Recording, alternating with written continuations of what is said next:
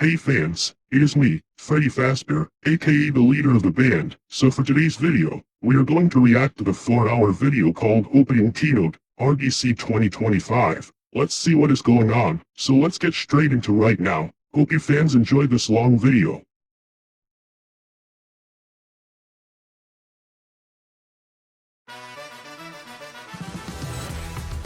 Wow, it gets better every year. Last year, we were at 80 million daily active users. Today, we're at 112 million thanks to all of you. Woo!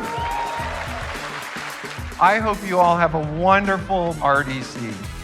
Culture is happening on Roblox, and you're the ones making it. We're excited to keep building the tools and keep building the future with you.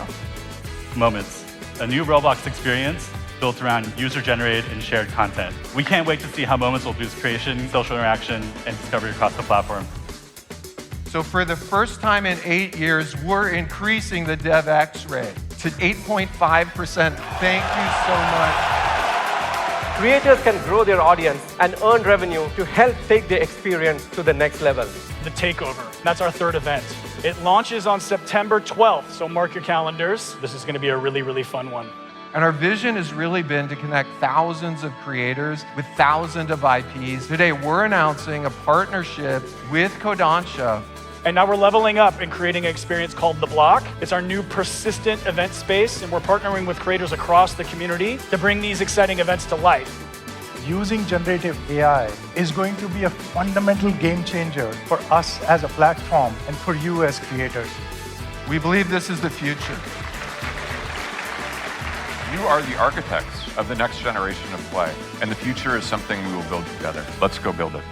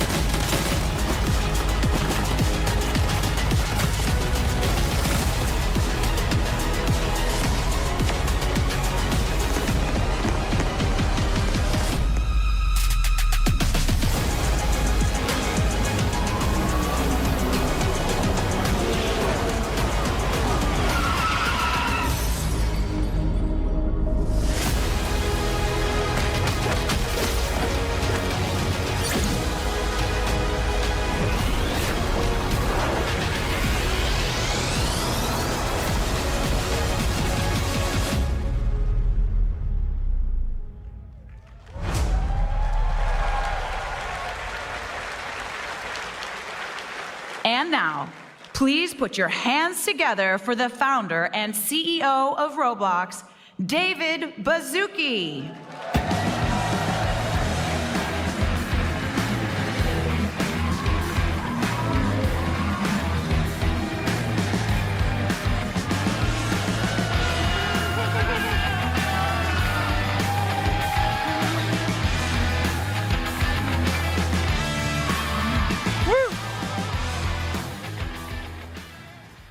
Oh my gosh, wow, it gets better every year. Last year, we were all here together. We shared an audacious goal of having 10% of all global gaming content running on our platform. And what this really means when you think about it is everyone in this room is part of that 10% of the global gaming space. We're well on our way. Last year, we were at 80 million daily active users. Today, we're at 112 million daily active users. Woo! That's not 20, that's not 30, that's 41% year-on-year growth. And last year, unbelievably, our peak concurrency was at 11 million. 2 weeks ago, thanks to all of you, we had 45 million people playing Roblox at the same time. What a crazy week.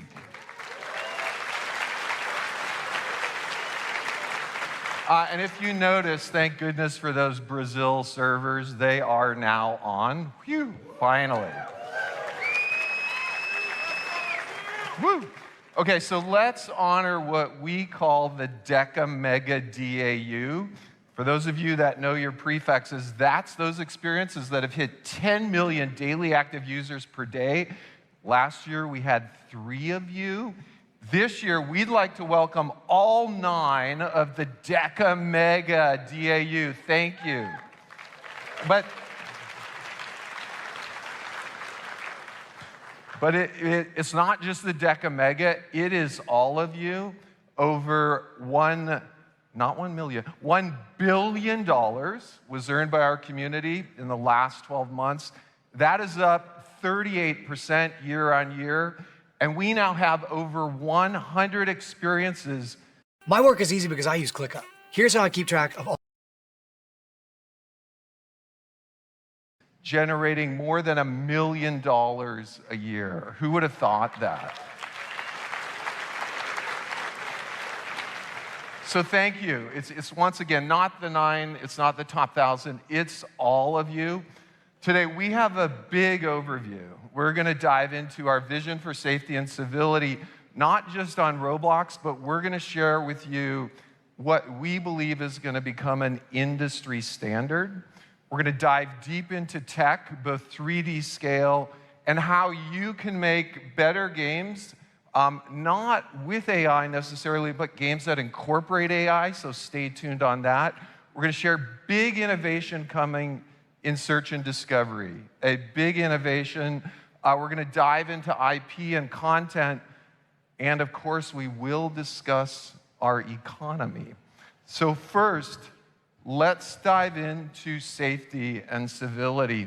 So first, we just want to acknowledge all the discussion over the last few months. Safety is critical, really, not just to me, but to all of Roblox. We really appreciate the open dialogue. We are doing a ton. We counted the innovations we shipped in the last year. We shipped over 100 safety innovations and initiatives in the last year. I just want to go through a few of them, and then we're going to highlight what's coming. Trusted connections with people you know and trust. We've open sourced a lot, our voice filters and our text filters. We've open sourced Sentinel, which is our early detection system for preventing child endangerment. We've expanded experience guidelines, and we're now requiring everything to be rated, and we're showing age on every experience just to help people understand what we're already doing. And of course, we moved our most restricted age range from 17 to 18 plus. For those who've been with us from the start, you may remember early on, we had a fair amount of flexibility with creativity. I don't know if any of you remember Flush a Noob down the toilet. That went straight to the top of the charts for those of you that were here early. I do want to highlight, and I want to thank you, that as our global audience is expanding, we are being a little more restrictive on policy issues. We appreciate those who are adjusting your content as we address them. And I want to highlight what we shared this week, which we believe will become best in class in the industry. And that is, we're going to announce, and we have announced, that we're going to expand age estimation to all Roblox users who access communication. And rather than just relying on what someone types in, we're going to use AI facial age estimation and ID estimation to essentially superpower safety and civility on Roblox. We're also going to be very thoughtful about communication between minors and adults unless they know each other in the real world. And I want to highlight, this is all in addition to everything we're already doing. No image sharing on our platform, world-class text and voice filters, but we do believe this will become the standard and a best practice for online destinations all around the world. And you know our vision. We talk about it all the time. Vision, we want to be many times safer than the world's best amusement park for young people. And for older people who are ID verified, we want them to communicate freely and openly in, for example, a really edgy Western historical novel. We thank everyone in our community for the passion around this. Now, the more we work on Roblox, the more we actually feel the technology in the whole gaming market is literally in the Stone Age. And there's incredible room for technical innovation here.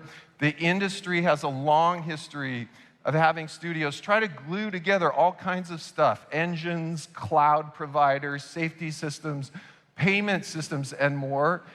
And from the start, for those of you that have been with us for a long time, you know we've had a very different vision. Our vision for Roblox in the future has always been a unified, very tightly integrated system that delivers everything as one, not just in the client, but in the cloud and in all of our systems. And today we're going to take a little look at where we're going with the vision. But before we go anywhere with the vision, we need a spec. What are we trying to build? It's really pretty simple, really pretty easy spec. We want 100,000 players simultaneously, imperceptible latency. When you watch your avatar, it's got to be a mirror of you. We want this in a photorealistic, physically simulated environment with people all around the world, possibly speaking different languages.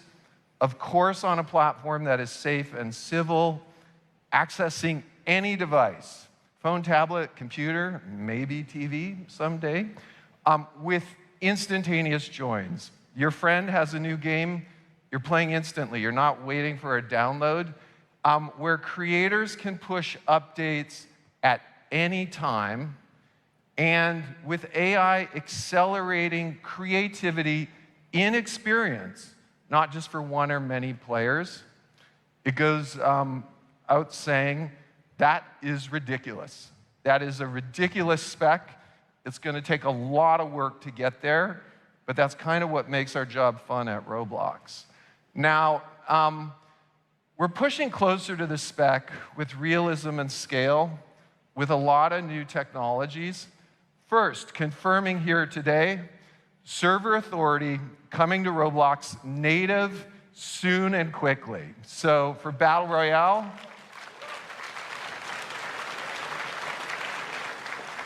for competitive genres, Battle Royale shooters, fairness is crucial. Here's a prototype of server authority we're going to be shipping by the end of this year. The view on the left is a point of view of something we see all the time, actors using client-side exploits. On the right, you're seeing the same experience from another user's point of view. You can see the exploiter. With server authority, avatars are simulated on the server, aiming for 100% fair experience for everyone. The bad actor might see their hacks locally, but it's an illusion, as we can see from the view on the right. We're opening up early access to server authority tomorrow. The world is in danger!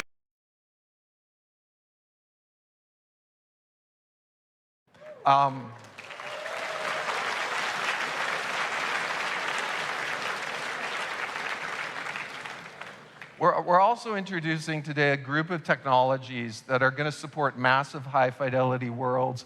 We've been thinking about this. We've been talking about this internally for 5 to 10 years. This is happening now. First, our entire asset pipeline is being overhauled with on-demand cloud transcoders. This means we're going to generate multiple levels of detail for every single asset on Roblox automatically. This means every mesh, every texture, every animation, every sound is going to be transcoded in the cloud and stored at multiple levels of detail. And we're going to transcode assets like textures so they download natively with whatever is best for the device of the user. And yeah, this includes video assets as well. Yeah.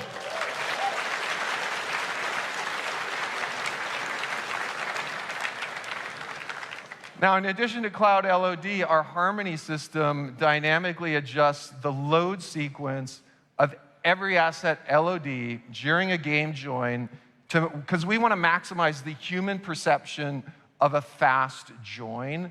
And Harmony balances high LODs near the player with lower res assets further away. The system on every client's watching CPU, GPU, RAM, bandwidth everywhere. And we're not stopping at Cloud LOD or Harmony. Someone just asked me yesterday, what about an avatar with hundreds of pieces of clothing? Like, how are we going to solve that? Today, we're also introducing SLIM, which stands for Scalable, Lightweight, Interactive Models. SLIM converts models into lightweight representations in the cloud automatically, so assets far away can be loaded with fewer meshes and textures. It's a compositor, dramatically improves performance, and SLIM understands the complete context of your model.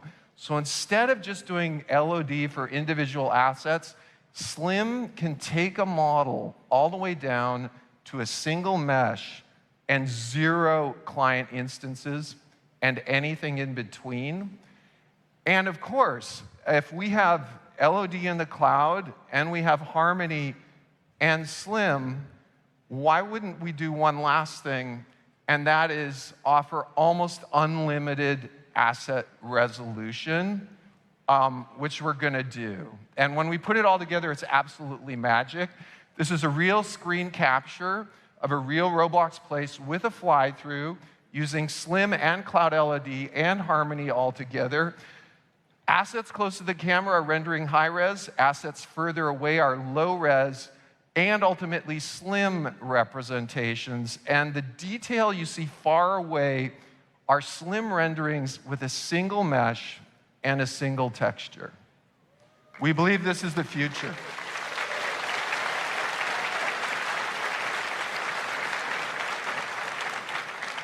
So you can design and build at any resolution you want. It's all automatic in the cloud. Hopefully, millions of triangles someday. You can access and sign up for early access to SLIM today on Dev Forum, and early access starts Monday. Now, in addition to kind of scale, Avatar is very, very important for us because we're trying to capture the diversity of the human condition in games, in movies, everywhere. And for those of you that have been with us for a while, you know our vision is interchangeability. Anybody, any clothing, driven by any type of motion, can interact with any object in the world.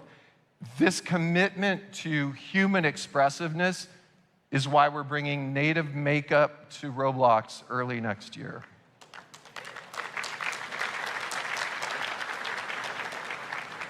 Makeup's going to support layers of blush, lipstick, eyeshadow, all blended with PBR, all blended with transparency. And makeup is going to work on any avatar face, including classic faces.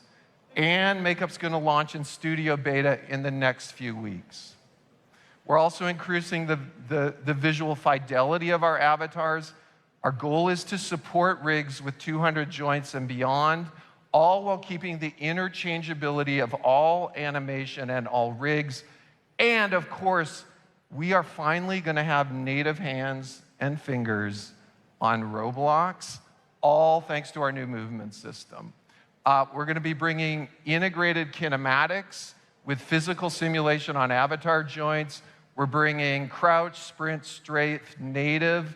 We're going to be introducing an animation compositor and inverse kinematics and an animation editor that's going to support inverse kinematics in our file format.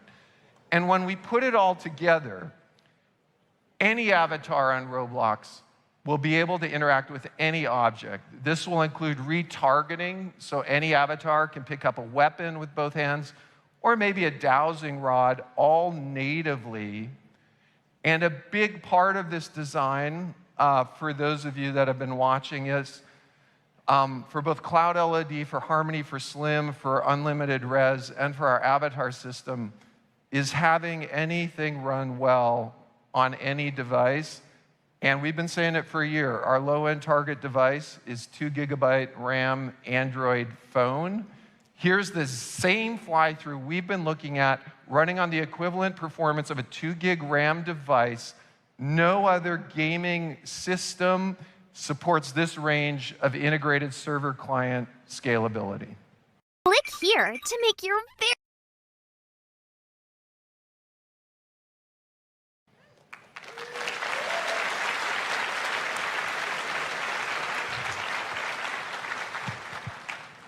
So when we think about our creators and our users, we're always thinking about how can we build the most interesting creative games and experiences? How can our users, not just you, but our users, become more creative? And 5 years ago, we used to talk about a fashion design where our users would create fashion. We're now starting to think about fashion design games and experiences that you build where users create fashion with generative AI. And so for 4 years now, we've been an AI shop. We're running over 400 AI models. It's just the tip of the iceberg. We've open sourced 4 of our models. I run into startup founders who are building video game companies who are starting to use our voice safety model, for example. But our long-term vision is really for AI to build and tune foundational models for use within Roblox based on the enormous data we have at Roblox. And we're rapidly moving to this. First, we want to support not just 3D, but 4D generation. That means functional objects, physically simulated objects that can be created directly in an experience. This is different from any other texture mesh gaming platform. Roblox is about functional, physically simulated objects. And for those who wish, we want to support not just model, but true experience generation directly from prompts, whether in studio or within an experience, text prompt, image prompt, you name it. And this same technology can support upsampling. For example, you may want to design in blocky mode, but auto upsample to a photorealistic medieval mode kingdom. And ultimately, we're going to support what we call real-time dreaming. This is also referred to as procedural generation. It means human or an AI can alter the world in real time while people are in it. And finally, of course, we want to support great NPCs, fully functional, directly from a prompt. You design your NPC, you talk about what it looks like, and we're putting all of this together now with our toolkit for text gen, text-to-speech, speech-to-text, and filtering. So today we're going to do a live demo. We're going to have Karun Chana come out, Director of Product for AI. We're going to hop on stage. Come on out, Karun. and we're going to do a little demo. So, welcome.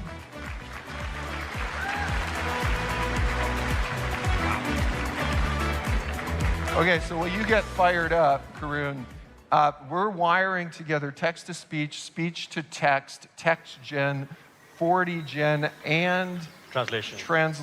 That's right. And so you're going to see interactive avatar with voice rather than text. That's right. It's all which live. we're not used to. That's right. And I think we're going to do some 4D gen in-game. That's right. Take it away. All right, let's walk in. So what we have here is we build this game. This character over here is going to go out on a world exploration, and we have 2 AI NPCs here to train us out. So we're going to walk up, probably unmute myself. Welcome to the Explorer training grounds. That's your text-to-speech. We'll get you ready to explore in no time. Let's get started. Speech-to-text. Let's prepare you for your amazing That's the exploration LLM. to Spain. And text-to-speech. First, all the let's LLM head over generated to the stuff. store and talk to the owner. The shopkeeper can help you build some gear. You will need a vehicle that flies and a weapon. All right. So now it's told me vehicle that flies. I'm going to go up to the shopkeeper. Welcome to my store. How can I help you? Different voice for her.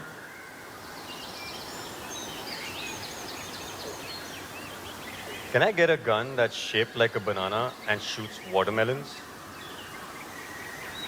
You There. got it.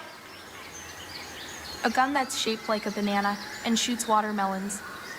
So that's the 4D I'll object. get right on that. So we're doing 4D gen right there in real time. And I want to highlight, later in the show, we're going to give a little hint at the prompts that are driving these avatars. That's right. So stay tuned. And I'm going to do one more. Can you give me a flying magic carpet? That's a great choice. A flying magic carpet. All I'll right. get right on that.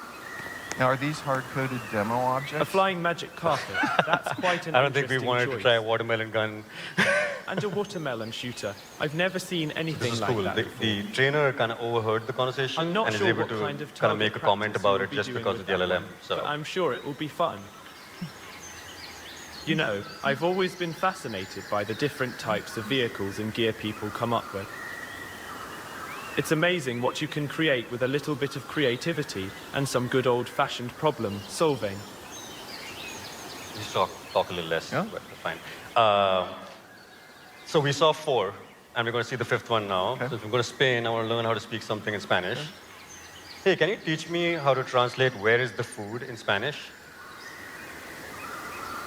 The Spanish translation is ¿Dónde está el alimento? I hope that was right. I Nice. actually don't know. that immediately made me think we're going to see some language learning apps on Roblox. That's right. Now, the generations are ready. So that is my little banana gun. Let's see what a watermelon shooter looks like. So highlighting, this is a functional object with embedded code, not just a good-looking object. That's right. And we're going to see if it really functions. All right, here we go. It does, okay. You see the watermelon. I'm going to do the target practice. Boom. Nice shooting with your trusty banana-shaped watermelon shooter. You're really hitting your mark with that magic carpet I've been and your practicing. watermelon launcher. You're ready to go on an adventure now. Pop Okay, on now, that magic carpet. Same thing, and take to the skies. not hardwired. Not hardwired. Just Well, the nice. magic carpet 4D generated. And I think the carpet looks pretty nice, don't you think? See if it flies. There you go. All right. Gotta avoid that tree. And that's all we had. That's all we had.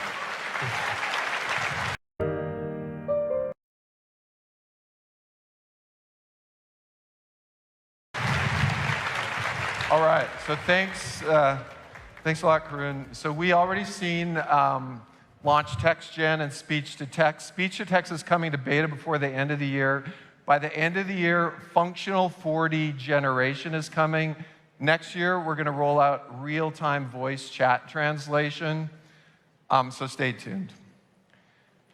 We've been focusing on making discovery, as you know, for the last year, more transparent and predictable. And last year, we shared a commitment to you. And since then, we shipped a lot of improvements, providing essentially the signals that drive organic impressions.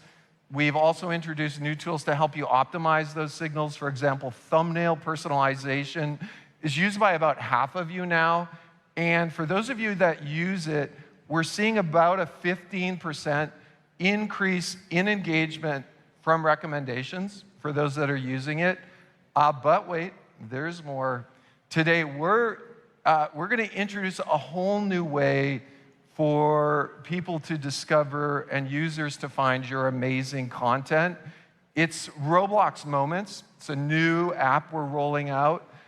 Here's how it works. Users can capture great video throughout Roblox. With Moments, you can publish these moments. Moments is built on a whole new set of APIs using a feed system that will be really available to all of you. And something really crucial to think about here, we built Moments the hard way. We built it only with APIs and cloud tools that our developer community will have access to as well. I want to invite our VP of Product, Raj Bhatia, to join me on stage, and we're going to do a little Moments demo. Come on out, Raj.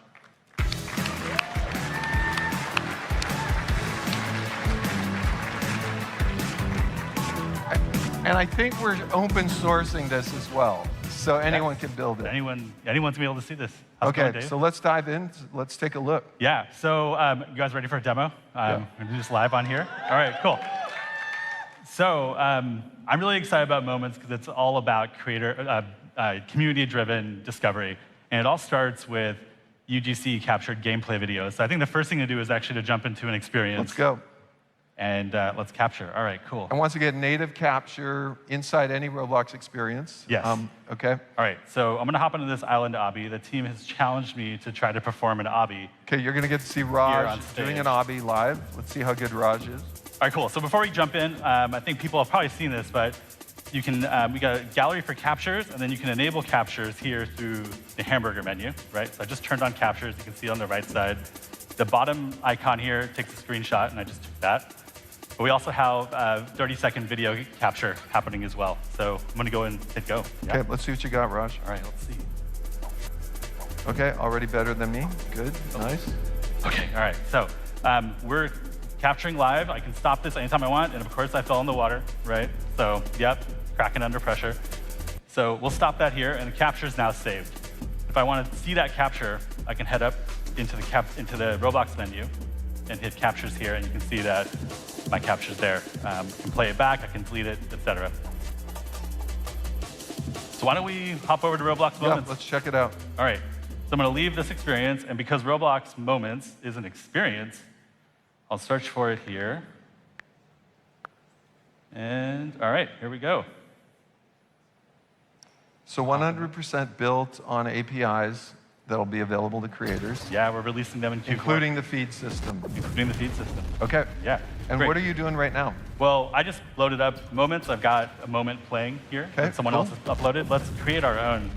So the first thing I'm going to do is I hit that plus button in the upper right-hand corner, and I'm going to allow Roblox Moments to access my captures and my media gallery. So I'm hitting allow, and you can see that that same gallery is now available here.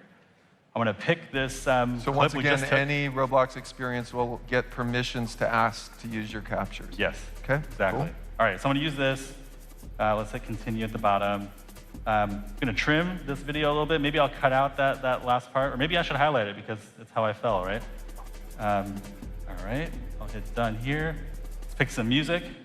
Once again, any Roblox open source music here, I assume? Yeah, from our music library. Okay. Yeah. Cool. All right, let's see. I'll use this one. All right, cool. Just trim normal, and let me add a description. Let's see, Kraken. Woo! Under the Okay, pressure. so you just made an interactive video-based moment with music, trim the video, and you're pushing it now live. I'm hitting post. Okay, cool. And my moment is now publishing. Shouldn't take too long. It's going up to the cloud. It's video transcoding. These are pre-made moments now that we've already made. Yes, and it's going through safety moderation. Can you just maybe show the perf of that and how fast this works? Yeah, it's seamless. It's amazing.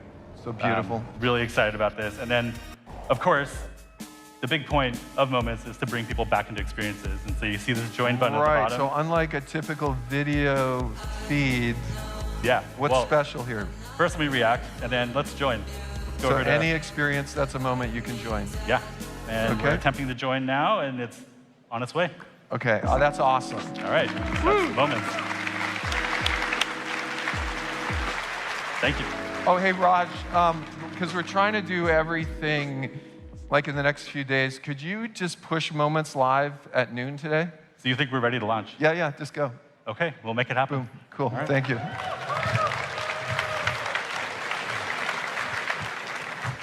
Okay, so we're hoping more users on the platform can find your great stuff as they use Moments to jump in, and we're hoping you can more and more start embedding video moments in your own experiences as well.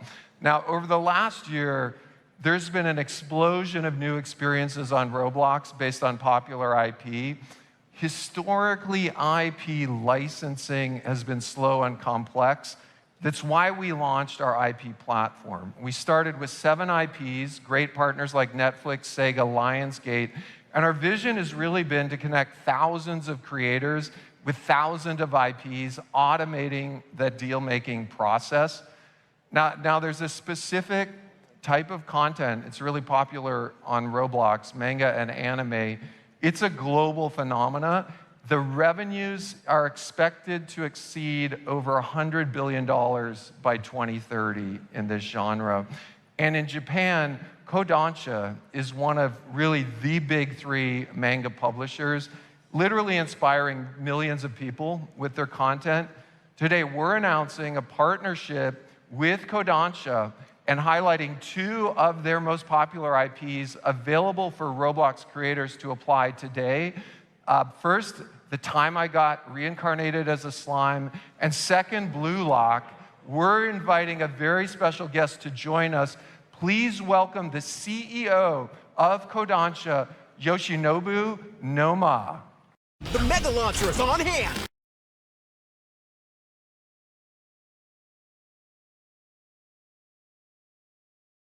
Yoshinobu, please welcome the CEO of Kodansha, Yoshinobu Noma.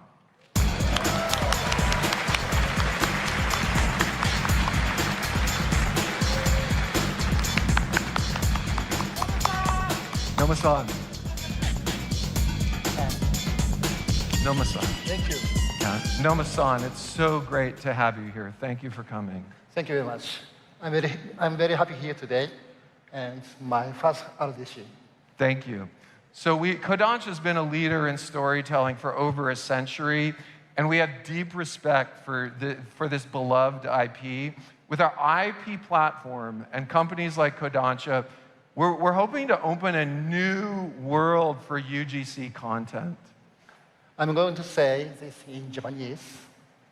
講談社ではロブロックス上のライセンス 3.0 を通じてファンダムとライセンスの未来を切り開いていきます。この新しいモデルは UGC コミュニティが当社の基準の下でファンコンテンツを制作することを可能にするもので、従来のゲームライセンスも共存できると作家や業界パートナーの皆様からもご賛同いただいています。At Kodansha, we are embracing the future of fandoms and licensing with License 3.0 on Roblox. This model empowers the UGC community to create the fan content under our standard. A new model our authors and the industry partner agrees can coexist with the traditional gaming licensing. Thank you so much. So this is a shared vision for both of us, empowering our creator community while respecting great IP. What do you think creators have to look forward to? コミュニティの皆様が当社の作品に示してくださっている熱意を大変嬉しく思っています。まずは私どもの2つの人気作品であるブルーロックとテンスラ、これがロブロックスのライセンスマネージャーにて利用申請の受付を開始しました。これはまだ序章に過ぎません。今後講談社のさらに多くのタイトルをロブロックスにお届けできることを心より楽しみにしています。We are thrilled by the enthusiasm the community has shown for our properties. We are only getting started with 2 of our major franchises, Blue Lock and Tensura, available for application in Roblox License Manager. We are incredibly excited to bring in many more titles from Kodansha to Roblox in the near future.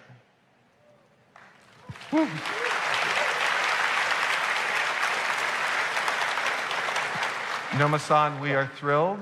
We thank you for your vision and your partnership. Thank you. Thank you so much. Thank you.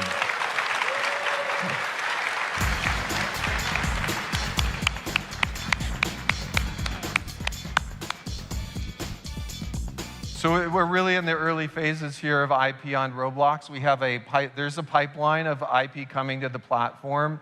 Mattel is going to be bringing some of their 4 great IPs, Polly Pocket, Street Sharks, Rock'em Sock'em, and something I played a lot with when I was young, Matchbox, and Lionsgate's bringing Strangers, Blair Witch, and Fall, and many others are coming. Just thank you for all of our new IP platforms. Great to have you.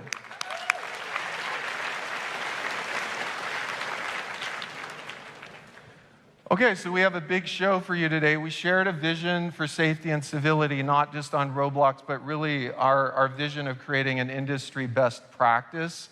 We highlighted our technology and AI creation vision. We've introduced moments. We've given a glimpse of IP and content on Roblox.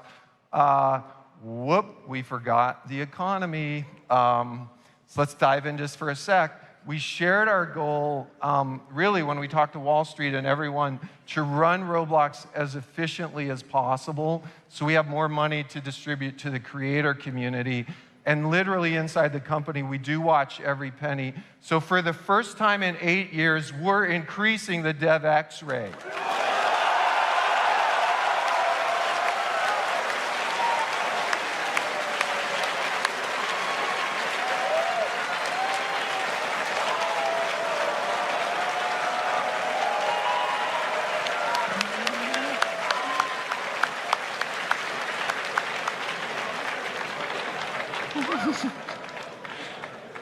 So starting today, creators will earn 8.5% more DevX on average for every Robux they earn.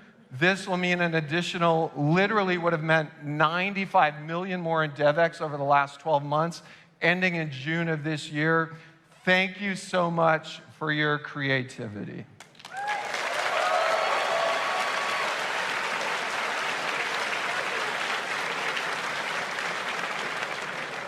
We have a great big day. We have a civility and safety live AMA. Tomorrow, of course, open mic with yours truly. And I'll be back at the end of this morning with our top 10 predictions. I hope you all have a wonderful morning and a great RDC. Thank you.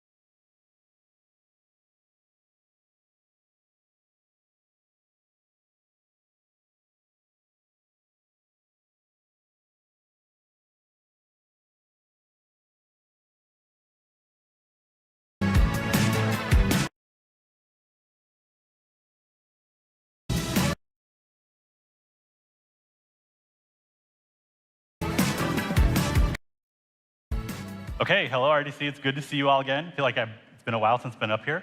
I'm Raj, and I work on our Roblox app, social, and discovery products. And I'll be honest, I'm just really glad I got through that demo. So hopefully you all enjoyed that. When I'm not building demos, I spend a lot of time with the team thinking about how to empower all of you to reach your audiences in new and novel ways. And I think we've got something really special with Roblox Moments. So organic community-driven discovery has always been a key activity amongst our creators and players. We know that the Roblox community loves to share what they're playing and share the amazing gameplay and social interactions that you all have created for them. We also know that our community gets inspired to find and try new things based on what the community is talking about. And they do this a lot. It's already on the screen, but in the short time that captures have been available, users have taken over 930 million screenshots and over 240 million videos within Roblox experiences. This level of engagement shows our community is eager to share their best moments. And we think this is even more apparent when you consider that there have been over 1 trillion Roblox-related views on YouTube. Just take that in for a second. That's a ton of views and quite an accomplishment.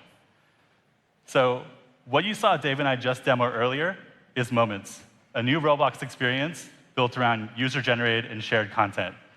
And yes, as Dave requested, we're rolling out the beta today for 13+ users at noon, so get ready for that. We think it's going to be a powerful engine for content creation and discovery driven by your players. It enables them to capture, edit, share, and discover the best in-experience moments, the game-winning plays, the epic victories, and the hilarious fails. Moments that others will find and enjoy, moments that ultimately will bring them back to the engaging experiences that they originated from. Now, in true Roblox fashion, this is all built using platform APIs that you'll soon have access to. We'll also be sharing the Moments experience source code, so you'll all be able to integrate any part of what we built into your creations directly. So let's explore some of the possibilities that open up when you leverage these new APIs. We built some fun examples on the side just to demonstrate the possibilities. OK, first, let's look at how you can highlight and celebrate player achievements in your experience. Think about an obby. Players are completely focused on achieving a difficult sequence to clear a level. I know, I was just trying that on stage. We're not trying to think about how to capture a highlight. We're thinking about making that next impossible jump, right? So this is where the Captures API comes in. You can automatically record those peak moments of gameplay in the background, and then use the Upload API to ask your users if they'd like to share that clip out with other people, and it never will break their focus. And then the bragging doesn't stop there. You can then use the Recommendations API to populate an in-game highlight reel that you can show between levels, inspiring players with the best performances of the day they'll want to stick around to beat. Now, let's take this a step further and use these APIs to create something even more integrated into your game. While the previous example implemented a highlight reel in the game's UI, let's make the community's best moments a part of your 3D world. So imagine a dynamic billboard on your racetrack that uses the Recommendations API to show players the coolest overtakes or the fastest driving lines from other players. It's not just a static leaderboard for one player to see. It's a living highlight reel embedded into your world, providing real-time gameplay inspiration for other people sharing the space together. I know I love watching fast cars. Just check out these drivers in awe before they start their laps. And then finally, we believe Moments isn't complete without giving players the ability to creatively edit their captures. This next example explores an even deeper integration of Moments, one that becomes a core part of the game loop itself. In this fashion experience, the player isn't just capturing a moment, they're making it their own. They're striking a pose, they're taking their moment, and then they're creatively editing and adding their own flair and customization before they publish it out for everyone else to see. We've included a few foundational editing features in Roblox Moments, and given you'll have the source code, we hope that you'll all use those or extend them. I'm looking forward to seeing what new off-the-wall editing features also come from this community. OK, we're just scratching the surface of what's possible with these examples. We're showcasing short-form video in our Moments experience, but 3D video, live 3D, these are all formats that we're thinking about for the future. And I want to remind everyone, it may not be apparent with these examples, but these platform capabilities are built and set up to work with any creation on Roblox. So even if you have an asset on Roblox, you can use the Moments system with it. So I encourage you all to check out the Moments experience. It's going to be available starting at noon today. You can search for it, or you can see it in the More tab. And if you haven't already, get your players capturing and sharing from your experience by integrating the Video Captures API. Energizer's 3-in-1.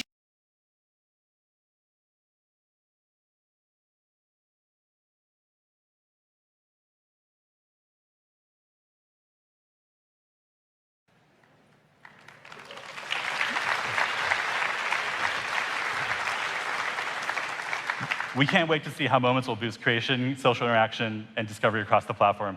I'm looking forward to seeing how all of you innovate with this, and I encourage you all to push the boundaries. OK. So shifting gears, we just covered how getting users to share their best moments can be a powerful way for you to engage and reach a wider audience. But that's just one part of the equation.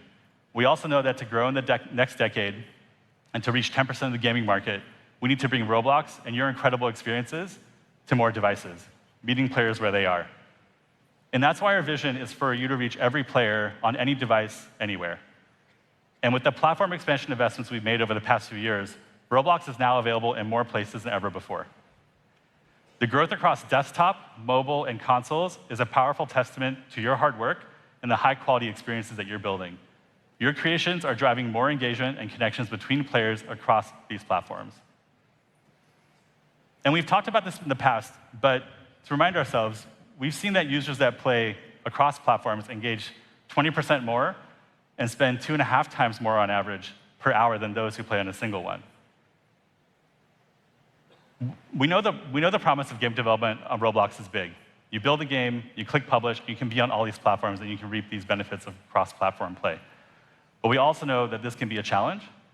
Getting your creations to be amazing across all these devices does take work. And this device optimization journey is key to making your creations seamlessly accessible by that ever-expanding audience across the ever-expanding set of devices that we're on. So we're working on making this easier for you. Just a few weeks ago, we shipped a toolkit to help you in this journey. Our adaptive design principles give you the guidance on what to do. New and updated APIs provide practical tools to do it, addressing key elements like display, input, and styling across device types. In our studio emulators, you'll see that we've added a new one, enable you to test your game specifically for new form factors. This toolkit is designed to help you build an optimized, immersive experience that truly sings on any device. And we're not stopping here. On October 16th, the new Xbox Ally handhelds are launching, and Roblox will be playable natively on day one. This is about delivering true portability and performance, putting Roblox in players' hands wherever they go. I'll call out one other interesting thing about this device. It's going to present an interesting challenge for us as well. This is a portable device. It's got game controllers. It's got a touch screen. You can plug it in and dock it. The tools that you need to be able to make your experience sing on all these modes, we have that toolkit for you. So we can't wait to see this community's creativity shine with the power and fidelity of this dedicated gaming handheld.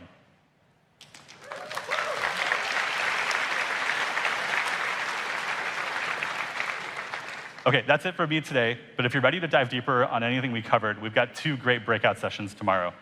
Learn more about reaching every player and optimizing for all devices and the handheld at 12:15 p.m. Or learn about moments and building connected experiences with Roblox APIs at 1 p.m. Thanks, everybody. Have a great RDC.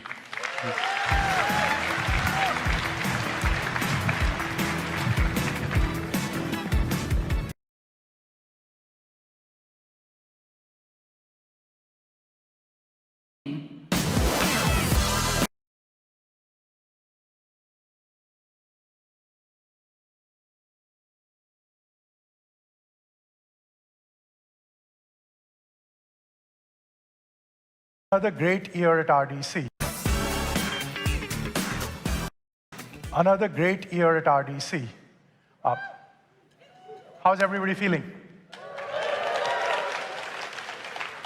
Last year, we talked about 3D and 4D generative AI.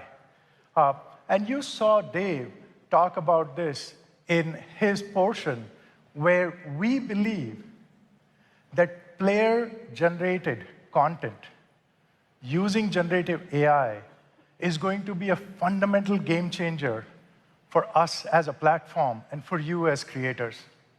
Now, I know you'd rather hear about this from a creator. So I have a question for you. How many of you have heard about Jailbreak? I would like to invite Alex, who's created Jailbreak, is already successful on the platform, to tell us more about generative AI. Alex, come on over.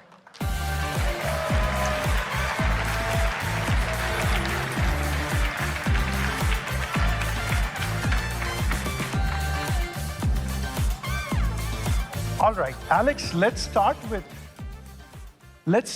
seeing how you've integrated the Cube AI technology into Jailbreak. Let's cue the video.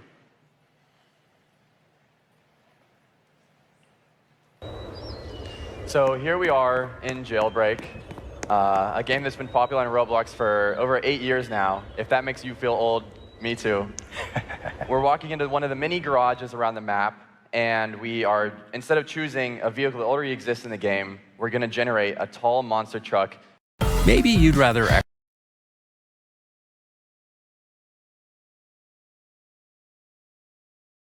Exists in the game, we're going to generate an app, and we are, instead of choosing a vehicle that already exists in the game, we're going to generate a tall monster truck made out of futuristic starship parts. The coolest part about this demo, I think, is that it integrates into our existing vehicle system, so you can use all the same customizations that you've unlocked over the years in Jailbreak.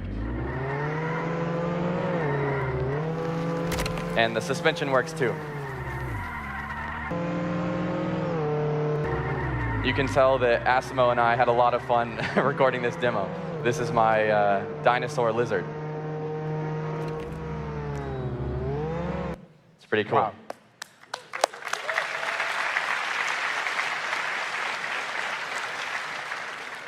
So Alex, how does custom content generated by players change Jailbreak? Yeah, I was surprised. You know, I had seen the technology being developed, and I played with some image generators, but I honestly didn't anticipate it being so fun myself, to be able to take an idea in my head and so quickly be able to actually drive it. And it kind of gives me the feeling that I had 15 years ago when I started making games. And you know, let me play the AI skeptic for a while, right? Player-generated content is very well understood. What's the difference between using the cube or not using the cube for players? Yeah, so prior to this technology, there was no way for most of our players to get their own ideas and their own car mesh into the game.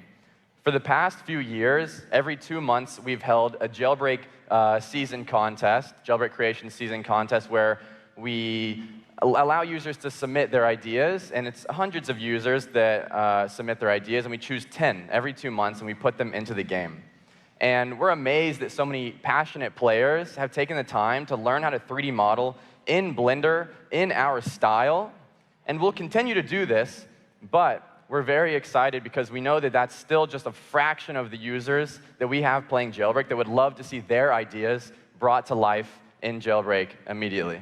Okay, so 10 pieces of content with a lot of effort, trying to keep the style consistent with Jailbreak compared to what we just saw. Now, we are all builders here, we're all engineers. How did you integrate the Cube APIs into Jailbreak? Yeah, so we utilize the multi-mesh geometry generation. So we're generating the car body and the wheels separately. And we're using the positions of the wheels and the wheel mesh itself, so we can still have the wheels spin on the ground, and we can still have the suspension work, and it's awesome. Thank you very much, Alex. This was, hopefully everybody get to know something new. Thank you. Thank you.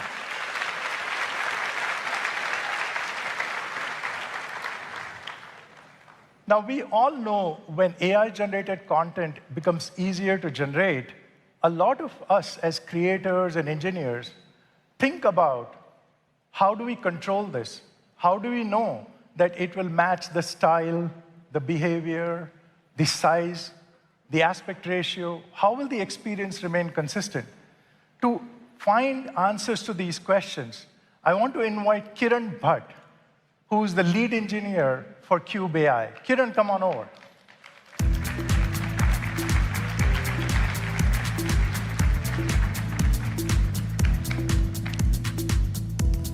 All right, Kiran, what are we doing today? So I hear, Anupam, you like live demos.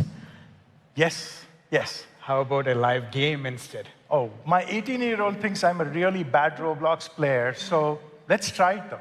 Yeah, let's jump right into it. So what we are going to show you here is a capture the flag type game, where one of our team members built all the game assets using the Cube AI.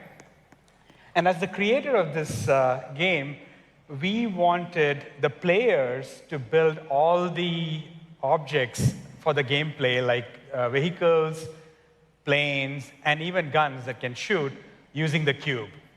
So let me start with a powerful vehicle that can drive, so maybe a battle mech. So let's try a battle mech with,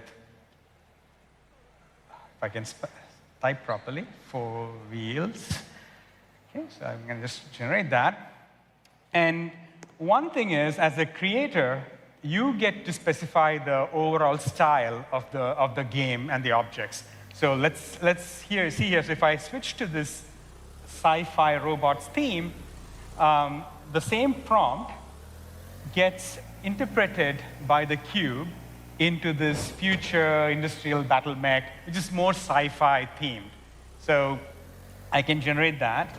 And while we are at it, there's also another theme here, which is cute robots, or cute animals. So why don't we give that a try as well? So now the battle mech becomes a bright yellow hamster. So let's generate that as well. You know you've written. So we have these generations going. So what's happening here, if I'm getting it right, is the creator, in this case maybe it's you, has set up a particular context in which we will generate the AI objects. That's right. And those contexts can be changed, and Cube AI is smart enough to apply that style rather than generate some junk. Okay. That's exactly right. Yeah. Awesome. But are there any other controls for creators? Yeah, that's right. So one other big control is the ability to specify the size and the aspect ratios of the objects that are getting created. So let's try that. So if I maybe stick back to the sci-fi robots, and if I add a bounding box here, so now I'm going to try and change the base of the battle mech and make it a little taller. So I can go ahead and change this box a little bit here, and then maybe make it a little taller. So I do generate again, so it goes back to things, and then the generation is going to fit into this box. But resizing objects is nothing new on our platform, right? You just resize something. Why is this important? So this is actually not resizing. So what's happening here is that these bounding box dimensions are fed as inputs to the cube model along with the prompts. So the output, as it generates, is going to adhere to the prompts and try to fit within the bounding box. So it's essentially a form of control where each generation is going to be different depending on the size of the bounding box. So Anupam, what did you land up generating? I generated a shark car where, the car has wheels, but it is also a shark with bared teeth. So that's pretty cool. Trying to show it to you guys. Check it out. That's the shark car with bared teeth. A round of applause for our Cube AI. Thank you very much. All right. That's this car right there. Okay, so one interesting thing is, okay, here we see all our battle mechs, and let me turn this debug option on to see how, this is our cute animal themed battle mech. This is the futuristic, whatever, sci-fi themed battle mech. And let's go and drive one of these guys. So this is one key change that we have introduced. The objects now are what we call 4D, which is 3D with embedded scripts, which allow them to be drivable. So if you create buildings, you can maybe have doors that open. And here, let's go and drive this thing here. And so I can drive it around. As you're driving it, tell us more about how did Cube AI understand that it is a drivable thing? Yeah, so it's, let me just show you that. And also one other thing is it shoots, right? Ooh. So it's both drivable and shootable.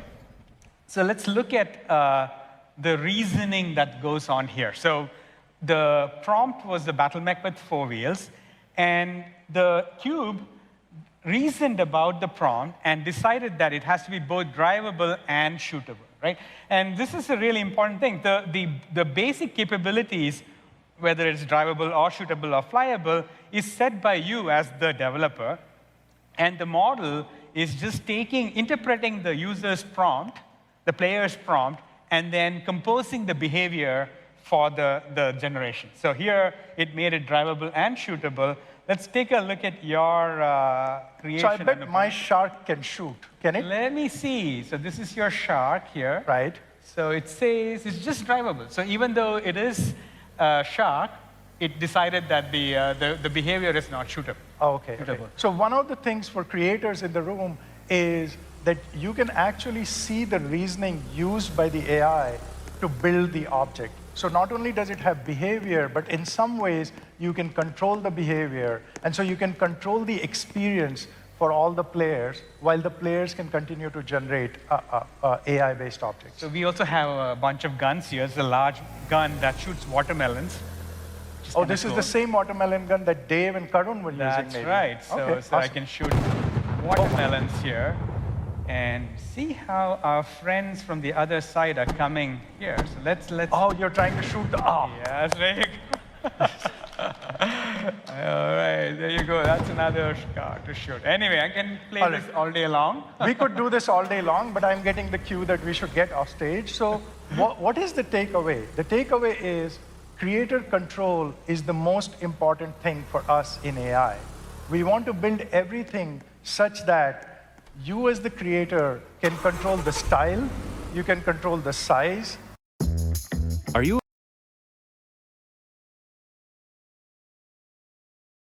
And you can control the behavior so that the AI-generated objects are still objects that you would want in your experience. With that, thank you very much, Kiran. We played Roblox.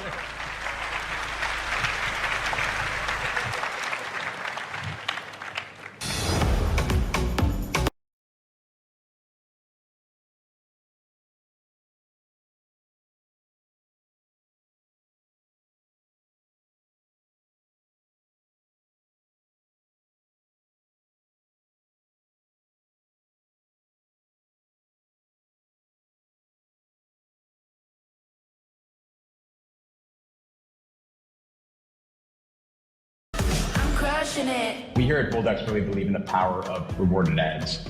On Brookhaven specifically, the players are thrilled to now have access to a bunch of content that they didn't previously have access to. In my game, Easy Glass Bridge, I made it so that players can skip the obby after watching an ad and saw my earnings go up by 40%, so I can say it's been a huge success for me.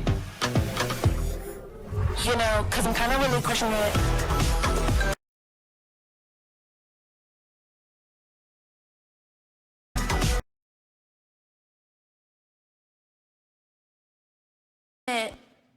Please welcome Roblox Vice President of Global Brand Partnerships, Stephanie Latham, and Vice President of Product Ads, Lokman Parampath.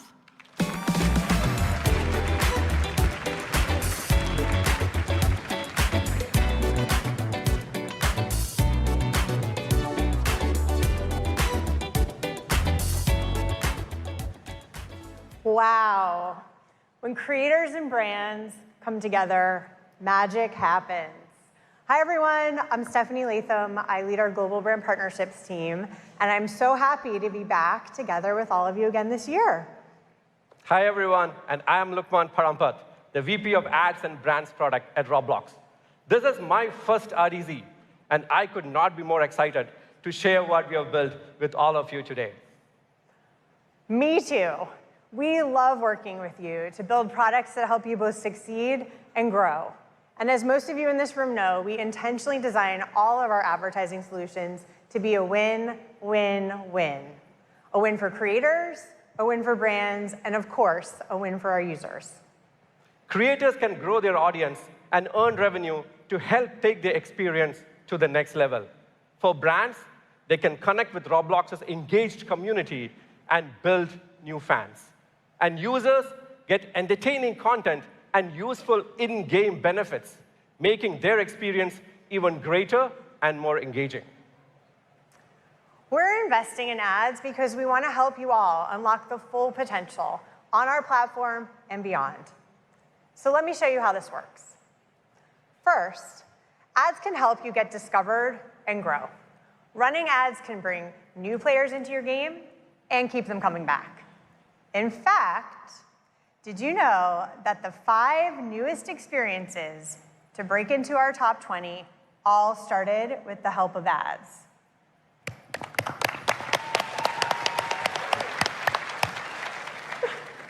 But that's not all.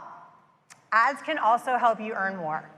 Placing ads in your experiences can help you monetize more of your users. And we want to help you do this thoughtfully, alongside subscriptions, in-game purchases, and more. It's a cycle that builds on itself. More players lead to more earnings, lead to more for you to reinvest. And here's the cool part.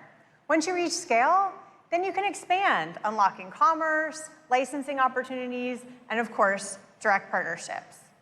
We've invested a lot to make this flow a reality this year, haven't we, Lukman? Yes, Stephanie, we have. Let's start with how we help you creators grow on our platform. This year, we upgraded Ads Manager, your tool for running ad campaigns that help you reach and retain more users. We made Ads Manager more intuitive.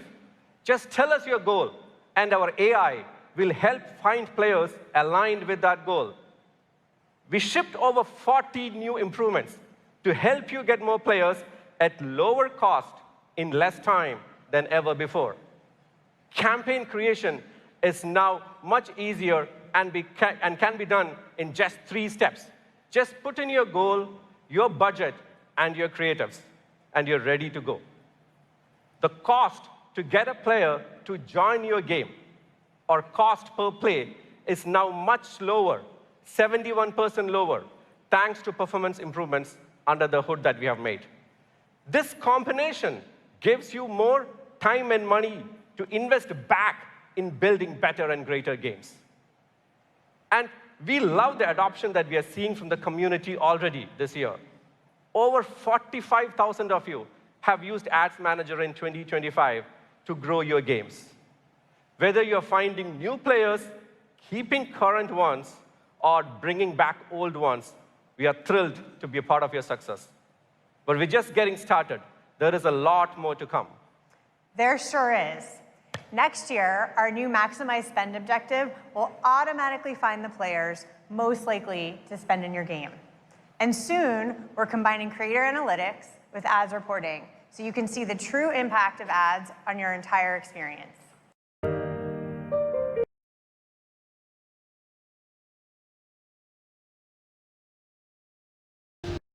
And creators, we heard you too, and in the next few months, we're bringing the power of the new Ads Manager to our search ads to ensure that your game is promoted right when a user is looking for something new.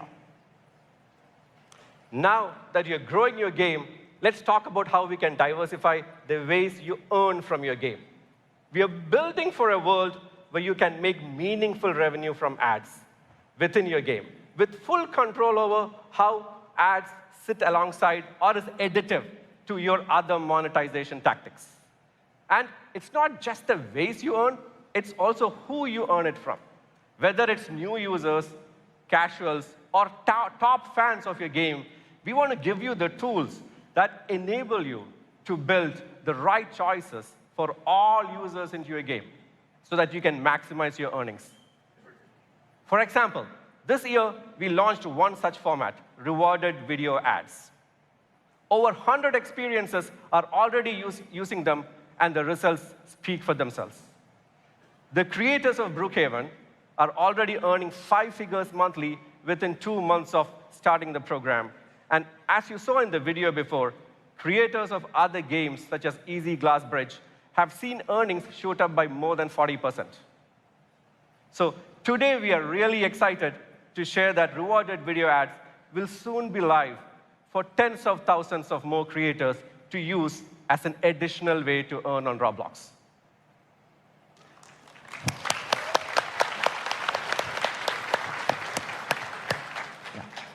Now, we are also invested in giving you more controls, more functionality, and more reporting so you can better manage your ads and earnings. This will make it easier for you to find what works with your ad campaigns, for your game and your community so that you can continue to expand your game. So many great innovations. But we know and we love that this crew isn't just making great games. You're building and creating the future of entertainment. And as Dave mentioned earlier, when you pair up with brands, real magic can happen. And this year continued to prove it. We enabled commerce, our APIs, so creators can now sell their own products on Roblox. Love your hoodie, Lukman. Thank you. Shout out to Creators of Sonoria, where I got it from.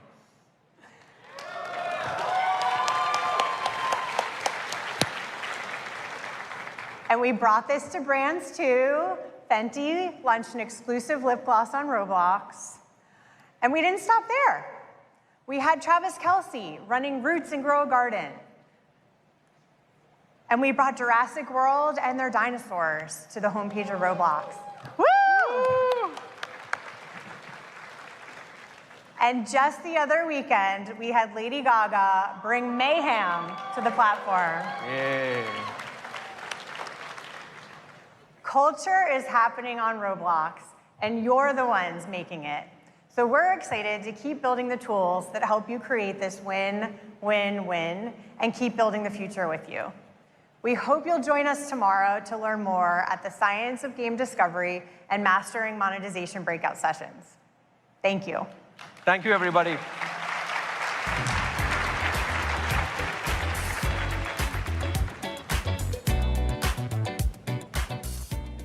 Please welcome Chief Marketing Officer and Head of Market Expansion, Jarrett West.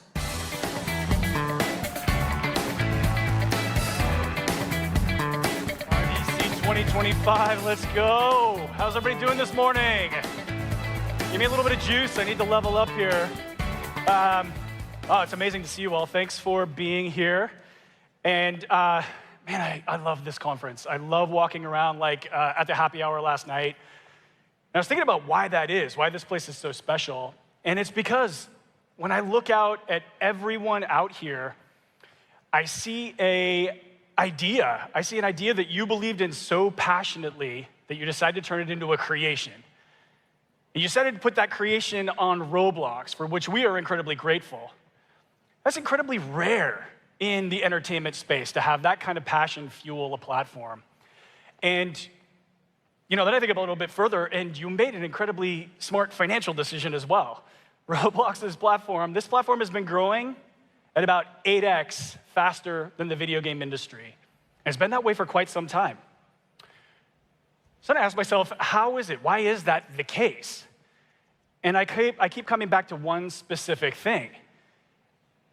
Out of all the platforms that are out there in the entertainment space, I just don't think there's a single one that is as closely connected to the creator community as the Roblox platform is. You know, our growth is connected. We scale together. The platform supports your creations and ideas, and your creations make Roblox better for everybody that's playing out there. It's a wonderful, virtuous cycle.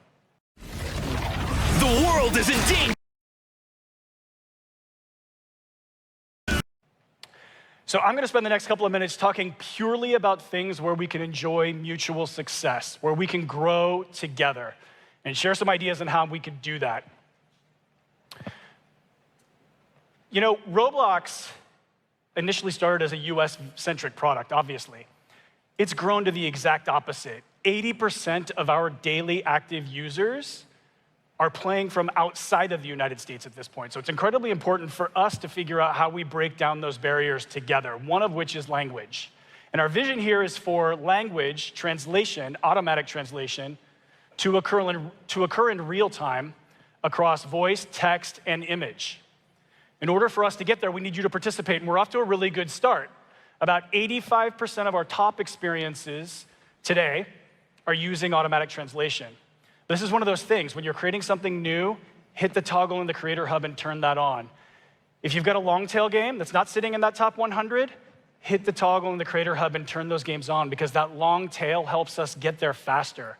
With the way that we are scaling and growing right now around the world, automatic translation and that notion of seamless communication, no matter what language you are speaking, is more important than ever. So let's start there with automatic translation. The other part of this is making affordability accessible to everyone, everywhere. And again, this is rooted in our origins of being a US-centric product. Oftentimes that would establish the global pricing. That reference pricing isn't great for a lot of places around the world. So it's imperative for us to be able to come up with regional pricing. We've got an option here to do that. And it automatically, in real time, gives you pricing preferences or suggestions that you can take or leave for anywhere around the world. All you have to do is turn this on in the Creator Hub as well. And the vision here is to make great gameplay accessible for everyone around the world, no matter where you are or where you're playing from. Okay, so the third piece here is just talking about the 138,000 servers that are online and ready to roll right now. They have specifically been built for moments like August 23rd, when 45 million players showed up at the exact same time to play a couple of games. Shout out to the infrastructure team for standing that up. I'm not sure that would have been the case 5 years ago, but it does just kind of indicate the astounding progress that we've made on the infrastructure side. Pretty incredible. Now is the point where we get to give them a heart attack, because the call to action here is for you to do more of those, bigger. We need them. We need them to fuel our conversations. And there's one big reason why. I think about this as a marketer. Those are the moments that lock in core memories for all of our players around the world. Those are the things that they talk about. Those are the things that become things that are talked about across the internet. And we need to turn that into cultural fuel. In turn, we also need to have the infrastructure to be able to amplify all of those ideas and creations for you. That's why we've spent the better part of the year focusing on building out the Roblox marketing engine. And simply put, this is really all of the infrastructure or areas where we can do our best work to amplify all of your stories and turn your creations into those cultural moments. We started at the basics with social media, so we focused a lot on increasing engagement, increasing our follower count around the world. We're up to 48 million followers on our handles. That drives about 70 million impressions and 4 million engagements a month for you all, specifically focused on boosting your content, boosting your game handles, or bringing new players into the Roblox platform. So making tremendous progress here. We are roadmapped out to get to 100 million followers. We need your help in doing that. We need that crosstalk across your handles and you sharing with us what content is going to be big so we can turn them into great stories on social media. Perhaps the inverse of this is thinking about these long-form stories. There are many times where we need to talk about elements of the Roblox platform and ideas shaping that platform. But more importantly, we've got moments where we want to share your creator stories. It's amazing to talk to you all one-on-one. We want to take those opportunities and turn them into podcast moments where we tell a little bit more of a creator story and we tell a little bit more of a content story. Today, we've got 3 million listeners already on our Roblox podcast network. We're going to be adding a whole bunch of new formats, and we're going to be reaching out to you all to help us tell those stories in the coming months. All right, another part of this engine has been about building the top of the funnel. We are up to about 420,000 retail locations in 45 countries with Roblox Pegs. It's been a tremendous amount of work to build out that experience and presence. And in addition to that, we've also built out a relationship with all of our digital platforms, store platforms around the world. That's reaching about 2 billion impressions a month as well. So the next couple of months is going to be about building the clock speed of turning and chasing heat around the content that you all are generating. So look out for us to be able to pull those ideas and experiences into our retail and also into our digital store platforms. My work is easy because I use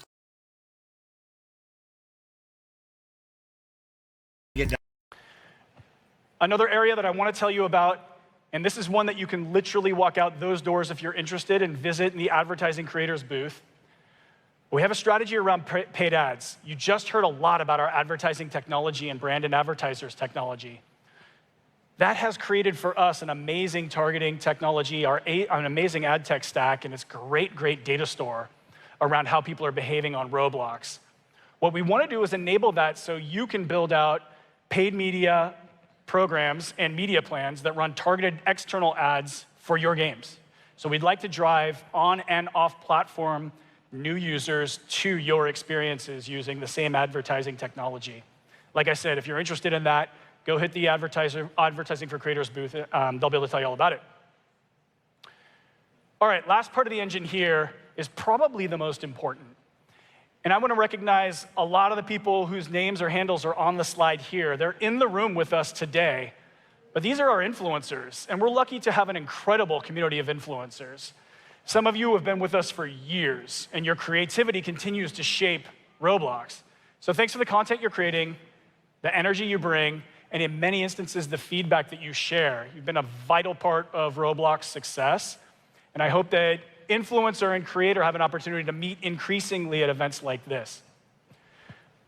Just to underscore how much reach and cultural relevance this drives for us, and again, I'll emphasize the fact that most of these videos that we're talking about, the video views here, are really talking about your experiences and content. We crossed over the 1 trillion video view threshold on YouTube. You can count on 2 hands the number of brands that have reached that threshold. And we're accelerating about 1.2 billion video views a day on YouTube and TikTok currently. Talking with our partners over at TikTok, they've told us that about 20% share of voice. 1 in 5 videos on TikTok this summer have been Roblox conversations, mostly about your experiences and content. So exciting stuff. We've got an apparatus here to amplify your stories, and that's really what we have built this for. And we amplify the engine by building really fun fuel for it. And I'm going to share a couple of things that we've observed that drive big conversation that you all can hopefully draft off of on your handles, or you can partner with us to build out even bigger. One is nostalgia. Roblox is 19 years old. We've got a big one coming up, 20 years next year. But 19 years old. I mean, it's nearly 2 decades of memories, inside jokes. I mean, it's no longer a platform. It's a part of our lived experience, part of our story. I'll use one example for this, and that's when we brought back the oof sound.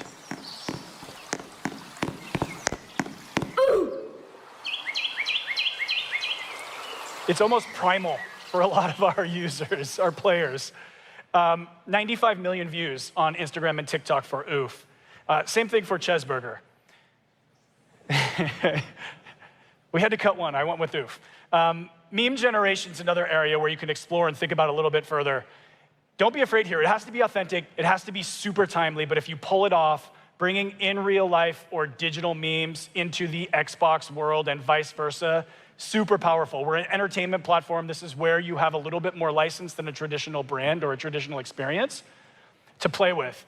Take for example, or a farming kid. Yes, I'm not sure why he's Canadian Rockies lumberjack in that video, but 22 million views on TikTok and Instagram. So trends can start anywhere, but you can ride them with creative here and timely updates.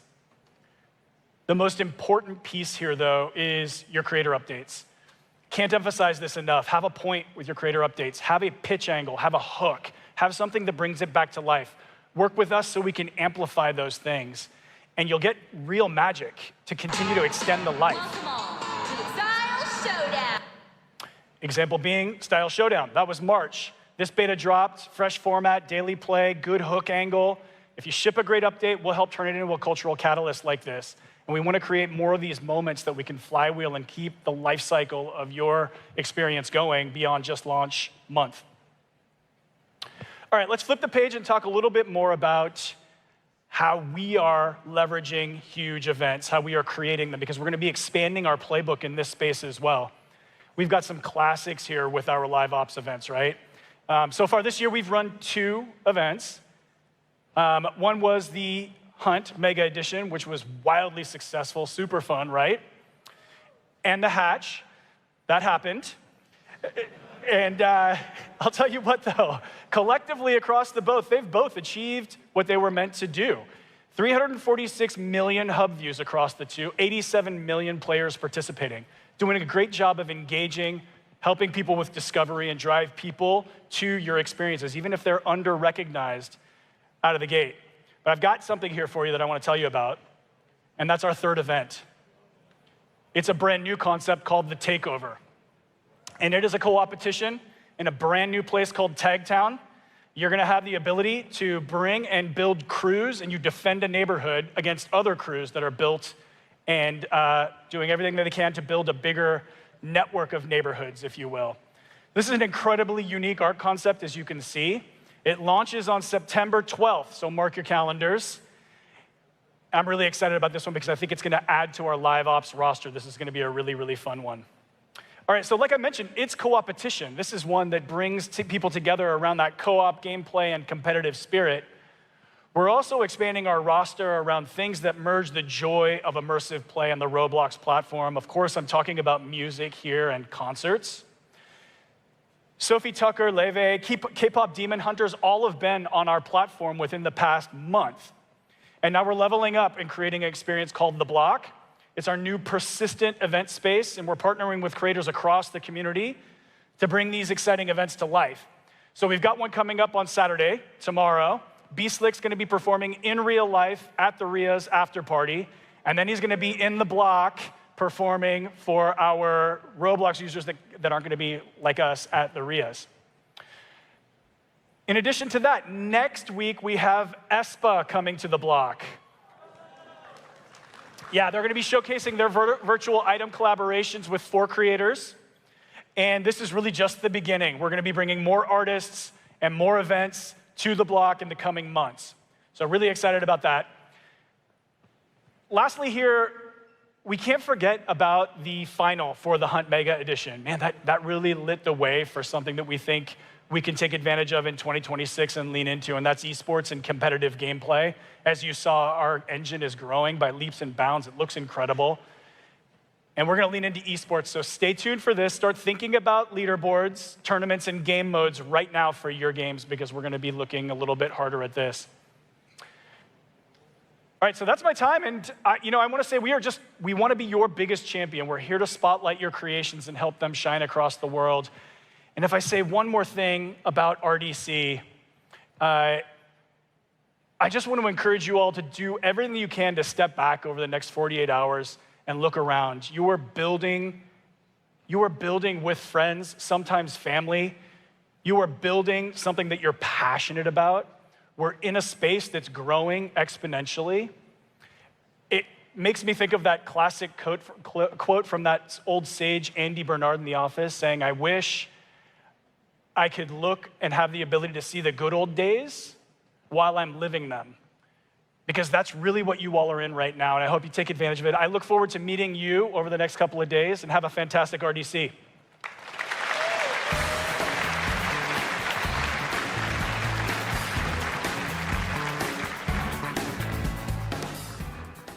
Please welcome back David Baszucki.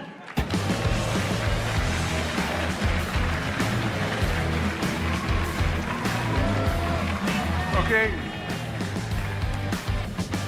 All right, it's almost lunchtime. A couple caveats. This afternoon is even more technical, more engineering, more product, more scale than you saw this morning. So stay tuned. We have a huge afternoon lined up for you. For those of you at your first RDC, tradition time. Every year we've been doing top 10 predictions. We've already done one cycle. We're gonna do another cycle. So let's do what we do every year. Let's bring up the predictions we made last year, and I'll give you an update. First prediction: Fortune 500 company will use a Roblox experience as part of a recruiting process. Well, I will highlight Energizer's 3-in-1.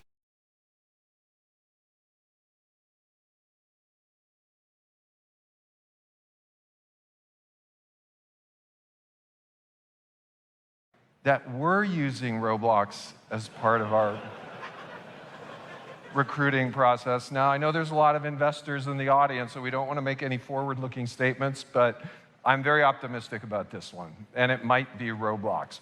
Next up, a school will integrate a full K-12 curriculum. For those of you that are watching, we introduced a full educational discovery sort. People making educational experiences are getting more and more visibility. I'm still super optimistic about this one. The next one, let's up this to 18 plus. Okay, so this one's controversial, but here's what I want to share with you. We've seen mail system, we've seen text system, we've seen voice system, we've seen video system. 3D immersion is inevitable. It's going to be a communication platform. And I'll flip this in reverse. We see this as a corporate responsibility to usher this technology in with safety and civility. So with 18 plus ID verified people on our platform, we are optimistic about this. Next one. Roblox employees more time using Roblox for meetings than with video. It's early. I still think we can do this one, so going to keep a thumbs up on that one. Next one. So I'm pretty optimistic this is already happening, and we're going to go and measure this. I talked to a lot of parents with the nudges, with our safety and civility systems. I actually had a Roblox employee come to me whose young child, I think, was saying not bad stuff, just edgy stuff, and for some reason they got a one-day ban, and it created a discussion. So very optimistic that when we measure this, we'll be increasing the civility of people. So I'm thumbs up on that one. Number 5, let's take a look. Already happening. We already have creators. So this one should actually be done. Let's go. Oh, updated slide. Cool. Roblox will be a frequent communication channel for my family. I'm hoping we'll see. Okay, my kids are a little like, they've seen a lot of Roblox over 20 years, so this one we'll hope on.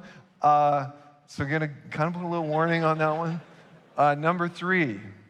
So go out in the lobby. I think it's already clear Roblox is going to be a place for fashion design. I'm very optimistic. I'm hoping with some of the things we've seen with fashion on Roblox, it's really only early, so thumbs up there. Number 2, absolutely, we're talking to people right now building large festivals. We all know we need 3D simulcast technology, and when we have that, we'll be able to go live out to millions. So, and the concurrency numbers of this actually look pretty small now, right? 1 million? Like, that's small potatoes now. And then finally, for those of you that track M&A, for those of you that track the value of studios, for those of you that track the value of Roblox and what we're trying to do, I absolutely believe we're going to see a $1 billion studio by the time we finish this 5 years. So thank you all. Really appreciate it. We have a huge afternoon this afternoon, and really appreciate your creativity. Thank you.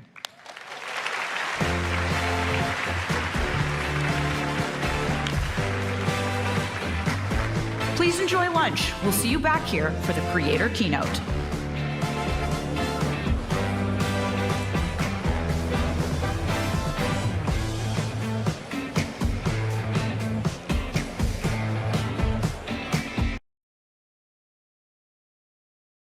Wow, so David Bassucki and his Roblox employees are going to have some lunch for a bit, then continue to show more at Roblox, so that was interesting. But I still don't trust Roblox because of the banning Schlepp situation. I do agree with Toy Bonnie and Bonnie about banning David Bassucki for good. I was thinking about banning David Bassucki too. That means Toy Bonnie and I are on the same page about that. Alright fans, I am going to take a break for a bit, then we will continue to react to more of this live stream. See you fans after the break. Okay fans, I'm back from break, so let's continue what David Bassucki's employees at Roblox has something to say or show us. So let's do this. Let me in the comments below if you fans hate what David Bassucki is doing. Alright, let's do this. I know I just said that, so I mean it.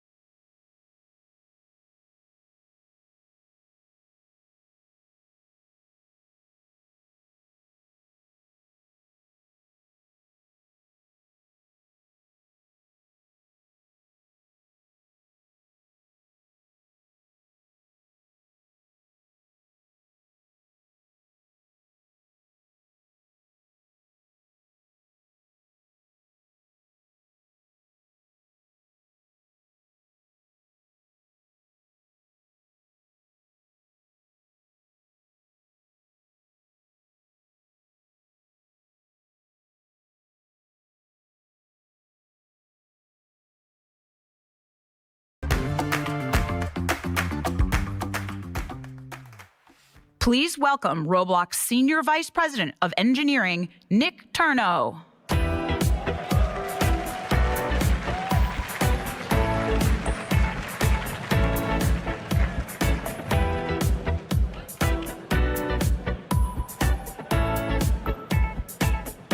Hello, RDC.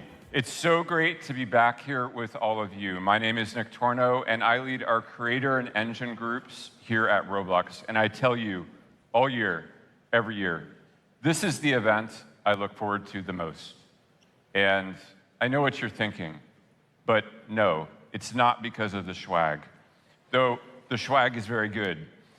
It's because the energy, the collaboration, and the pure creativity in this room is higher than anywhere else on the planet. This is what is happening, and it's this which fuels everything we do at Roblox. So welcome to the Roblox Developer Conference. This is our time to connect, to learn, and to celebrate everything you all have accomplished over the last year. It's going to be an incredible couple of days. Now, we have a lot of exciting announcements to share with you. We're going to geek out a little bit. But before we look forward, I want to take a moment to look back at everything we've accomplished together over the last 12 months. Because what a year it's been. The last 12 months have been a year of explosive growth. And it's been driven by your creativity and your dedication. Let's consider our platform growth. Our global community is more engaged than ever before. And we recently hit a new milestone of 111.8 million daily active users across the platform, which is a growth rate of over 41% year over year. Now, when numbers get this big, sometimes it's helpful to try to put them in perspective by comparing to something else. And I want to call out, the most recent Super Bowl had 127 million viewers. So this past quarter, together, we averaged approximately a Super Bowl on Roblox every single day. Yeah.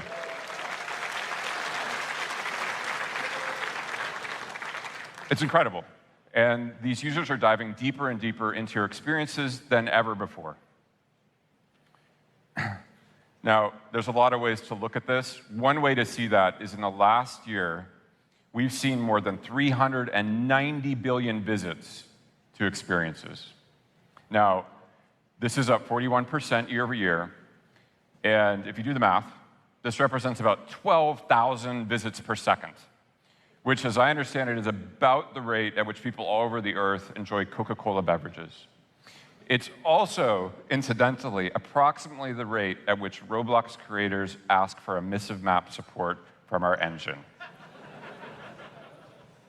Now, another way to look at this is in the last quarter, players spent a whopping 27.4 billion hours in your experiences. This is a 58% increase year over year. And it represents an average concurrent count of about 12 million users.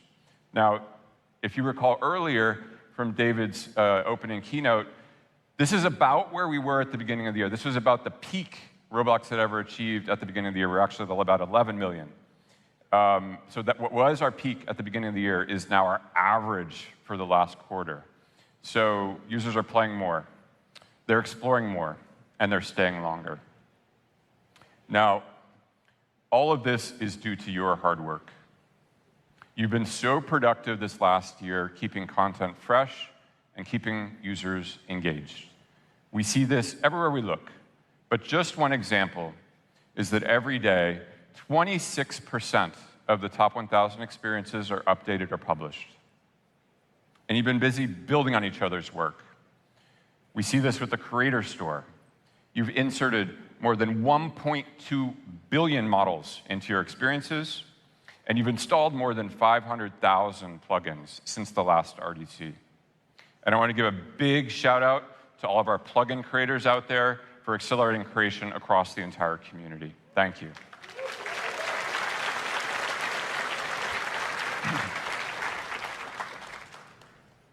All right.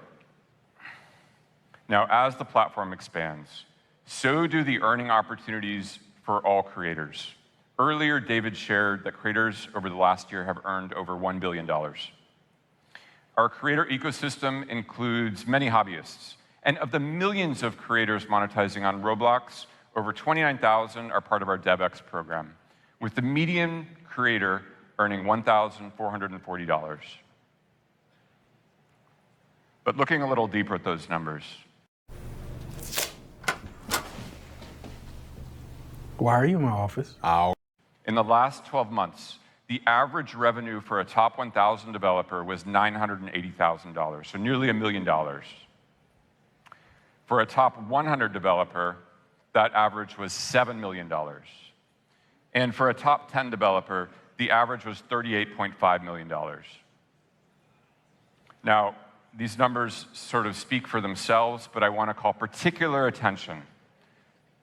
While we see growth across the board, and you can see the growth numbers up on the screen, we see a growth rate for the top 1,000 of 2.9x over the last 5 years, which is higher than the growth rate of 2.8x for the top 100, and higher than the growth rate of 2.2 for the top 10. This means we're becoming a broader and deeper platform, and this is a trend we plan to continue. Building further on this, we also launched Creator Rewards earlier this summer. And it's early days, but we now have more creators earning for engagement than ever before. And here's just a couple stats. We're seeing an increase of 171% the number of creators earning with Creator Rewards relative to the prior engagement-based payout system. And on top of this, we're seeing of those creators who are earning more than 5 Robux through the EBP program, 73% of them are earning more with the Creator Rewards program. So more creators are earning, and all the creators are also earning more. So this broad-based growth is what we like to see. More and more people are able to build thriving businesses on this platform. Now, underlying this strength are stable experiences, continuing to drive growth. And here's another amazing stat. There are over 160 experiences on Roblox that have reached the 1 billion visits milestone. Now, in this past year, 50 new experiences have joined this exclusive club, which is a growth rate increase of more than 50% relative to the prior year. But here's another thing to be very excited about. Beyond this core strength of stable experiences, which we know and love, this is not a static platform. In fact, it's a platform that is increasingly dynamic, and it increasingly powers breakout hits. If we look just at experiences created in the last year, we see more than 2,000 of them have already hit 5 million visits. We see more than 1,000 of them have already hit 10 million visits. And amazingly, we see that 60 of them have already hit 100 million visits. This is within 1 year of that experience ID being set. So this means there is not a fixed set of leaders on this platform. New entrants have explosive growth potential. There's more experiences bursting onto the scene, but also core strength in established content, which is really the best of both worlds. Now, each time a new hit experience comes onto the platform, Roblox grows. And as the platform grows, this helps everyone else. We know this because the average user on Roblox plays 21 experiences per month. So players new to the platform might join for one experience, but they stay around to play many other experiences, benefiting the community as a whole. You can think of Roblox like a big tent, where each breakthrough experience adds a new tent pole, raising the canopy and inviting more users and creators to come in. And we're just getting started. You heard this morning about our audacious goal to become 10% of the global gaming market. Now, to get there, new tentpole experiences will emerge. New genres will emerge. And new genres push the boundaries of technology and game design, redefining our platform, and breakthroughs ripple across the ecosystem. So let's take a look at how things are going at the genre level. For this next section, I'd like to invite Greg Hartrell, our product lead for creator content, to the stage.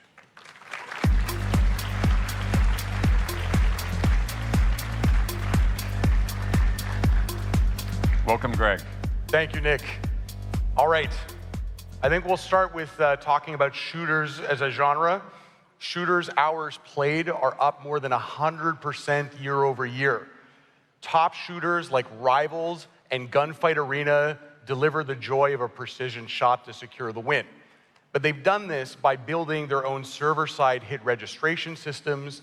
They've optimized their game's performance to perform well on a Roblox game engine, and made these games playable on more devices supporting different input types to reach a wider audience.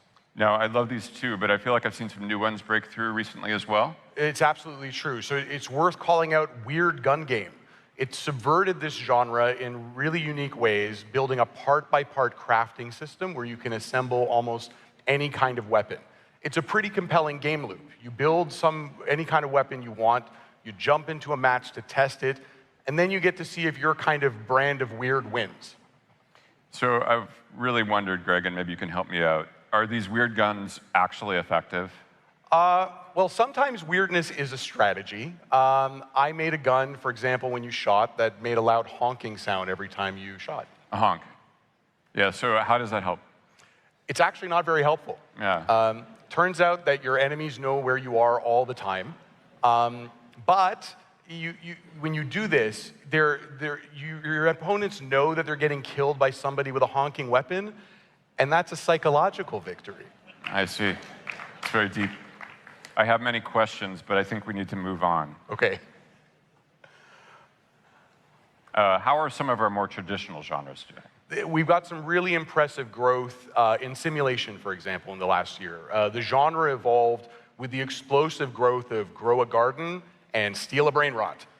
They've smashed concurrency records in their own ways, but they've each done some interesting ways of reaching new heights, adding mechanics that encourage and reward compound social expression, and executing on these epic live events such as the admin wars that we saw only a couple weeks ago.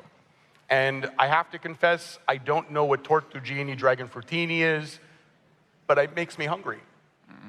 Don't eat the memes. Really? Fruit's in the name, Nick. It's edible. Okay, but if we're talking about food, we are talking about another genre. We're talking about survival. And this is where we've seen survival explode, and we saw the gripping and strategic challenges of 99 Nights in the Forest, pushing the genre forward. Very impressive. It innovates by seamlessly innovating with survival crafting, a little bit of tower defense, some open world exploration, and it features procedural map generation and AI pathfinding and behaviors for its NPCs. Not to mention the struggle with a demonic deer with boundary issues. Yeah, I know all about deer struggles. We have one that comes into our yard and eats our flowers. Then it goes to our window and just kind of stares at us. That sounds kind of terrifying, Nick. Maybe the deer's looking at its reflection? No, I'm pretty sure it's the psychological victory thing you were just talking about. We got to fear the deer, Nick. Fear the deer. All right. Let's shift our focus to our roadmap. Our partnership with you all is built on trust, and trust is built on transparency. Right now, we're going to do a live retrospective of our creator roadmap. We need to look at what we said we would do and what we actually did. We're here today to hold ourselves to account. So we launched our creator roadmap in 2023, and we update it every quarter to give you visibility and build confidence that we're doing the right things for everyone in this community. And since our last RDC, we've shipped more than 102 items on our roadmap, but the details are an important part of showing what kind of job we're doing. So let's take a look. Here's our report card, wins and misses all together. While it's great to get 102 items out to the community, let's focus on a couple of stats. First, let's look at our on-time delivery rate, which is 53% in this last year. That's down from 59% the year prior. The on-time delivery rate was impacted. We had a strategic shift in mid-year into what we call engineering excellence. This is higher quality, more stable code everywhere. This focus did yield critical wins for us. We now sit on significant increases in studio stability and, of course, the record-breaking platform concurrency we've all seen. But this quality bar does mean that we've had to delay releases. An example of this was last week's GLTF export, where we needed to spend more time making it more reliable, ensuring a compatibility with a lot of our backend systems, and we just firmly believe that this is our way going forward. Prioritizing stability is one of the best ways we think we can respect this community. Yeah, another observation, it looks like we delayed about 31% of the items on our roadmap versus 25% last year. Yeah, that's right. And look, we just have to apologize for that. There's an enormous number of opportunities everywhere, and new things, as you can imagine, are emerging as we grow. And that said, this coming year, we really need to focus on doing fewer things with higher consistency, and we're always going to prefer to deliver higher quality features instead of rushing them and giving you all transparency along the way. So that's right. We're going to keep iterating. Please continue to provide feedback on what you see us doing and what you see us not doing, and we'll continuously work to improve. All right. That's enough review. Let's get on to the good stuff, starting with our vision, to enable the creation of anything, anywhere, by anyone. We're well on our way, and our strategy forward rests on 4 pillars. Number 1, we're committed to providing a stable, high-performance, universally accessible foundation for all of our creators and our users. Number 2, creator productivity. We're enhancing your efficiency with superior tools for avatars, animation, seamless iteration, and asset management. Number 3, we're going to provide you with better tools and insights to grow. We're giving you data and AI-powered tools to make more informed decisions, iterate effectively in production, and reach a global audience. And number 4, a powerful engine. We have an amazing engine, and we are evolving it to support more complex and expressive content at a massive scale, unlocking the next generation of experiences. Together, these pillars will make this platform, which is already the most powerful and flexible platform to create on, even better. And we have tons of great updates on each one. I'm excited to show you what we're building, starting with inviting up Josh Anon and Taylor Russ to talk about our rock-solid platform.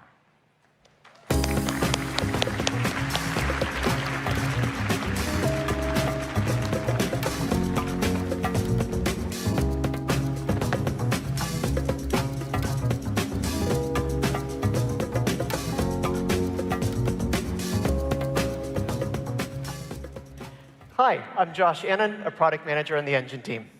And I'm Taylor, an engineering lead on the Engine team. One of Roblox's unique value propositions is that you write your experience once, and we make sure it runs well on millions of devices worldwide, from high-end gaming PCs to low-end budget phones. This lets you spend your time creating instead of thinking about things like GPU drivers. Now, there's a lot that goes into delivering this. Let's look at how we're doing. First, stability. Stability means not crashing. Our goal is to never crash. In the past year, we have significantly improved our stability. We're seeing a 66% improvement in playtime per crash for iOS users. Android users have seen a 26% improvement. One of the key ways we're doing this is by continuing to invest in how we manage memory. In the past year, we've built an entirely new memory management system internally that's rolled out almost everywhere globally. Now, what's extra impressive is that this system takes experiences that used to be unplayable and crash immediately on low-end devices, and it makes them very stable and playable, like you see in this video. On Android alone, based on some of our early testing, we think the system could deliver an additional 356 million hours of annualized playtime. That's a pretty big deal, and you all get it transparently for free.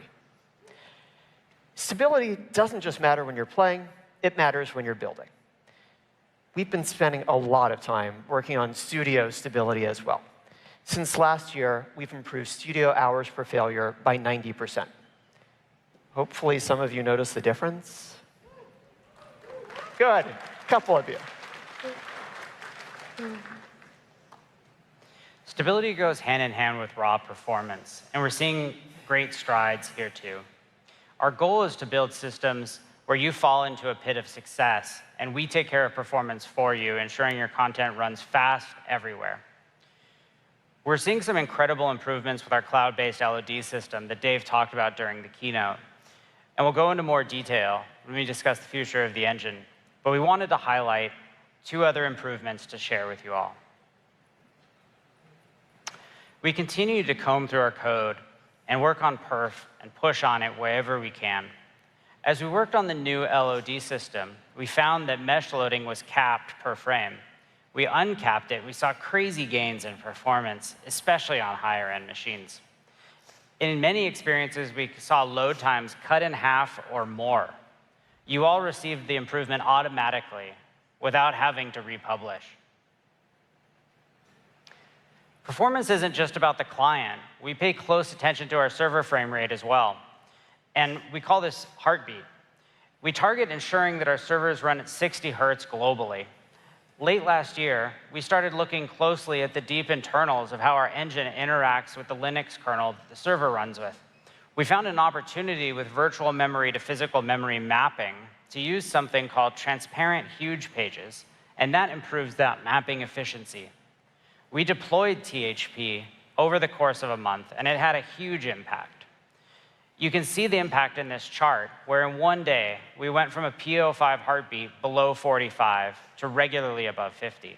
And for our PO5 users, we're not consistently hitting 60 hertz yet. We still have work to do, but this is big progress. And of course, this all happened transparently. You did nothing, Roblox got faster, and all your experiences benefited. Next up, platform reliability. On Roblox, we take care of the server stuff for you. This year, as we've broken industry records, we've had teams working harder than ever to make sure our servers are reliable and that you can focus on growing record-setting content, not managing services. Since last year, we've continued to improve the uptime of Roblox itself. Our uptime was 99.972%. Our improvements saved over 12 million engagement hours. We'll keep pushing to 4 nines and then 5 nines. So, we operate data centers around the world, including our new Brazil data center. And internally, we forecast growth in supply and demand and make sure we can deliver enough compute. But recently, we've seen record concurrent users, which required more compute power than we had in our entire global grid. I call this our holy moly chart. We actually had a weekend earlier this year where we ran out of compute for a few minutes. Rather than throwing up an error saying Roblox is full and stopping people from playing, we worked around the clock so that within a few weeks, we could use third-party cloud services to run our servers too, so that we wouldn't run out of capacity again. From your perspective, things just work invisibly. Roblox could handle record-setting demand no problem. A few weeks ago, we had over 45 million concurrent players, which this investment let us handle. I don't think anybody else could do that. It's pretty cool.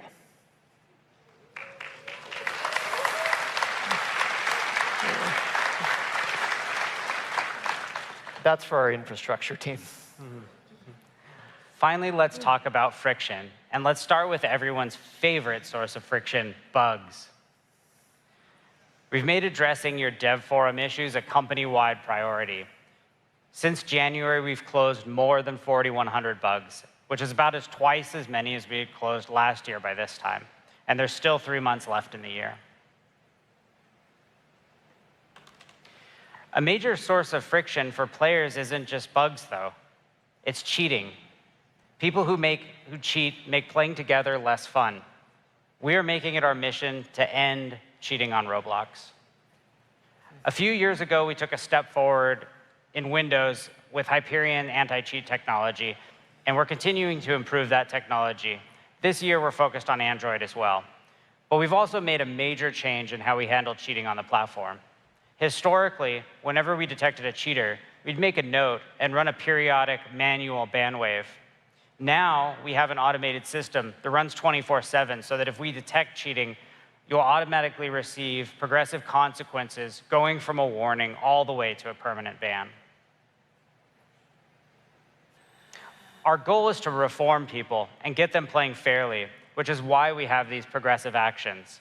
Hopefully everyone here has only felt the benefits and not experienced any of those consequences. Since April, we've seen an 84% reduction in playtime exposure to cheaters thanks to this system.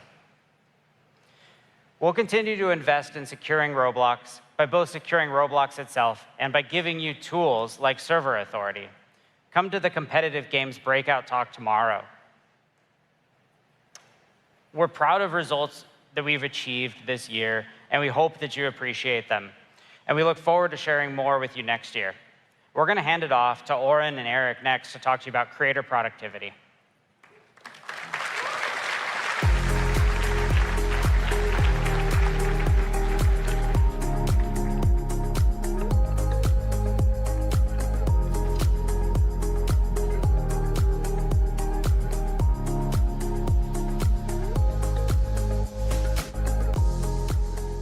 Hi, I'm Eric Yip, engineering lead for Roblox Studio, and today we're thrilled to share with you our latest update to boost your productivity.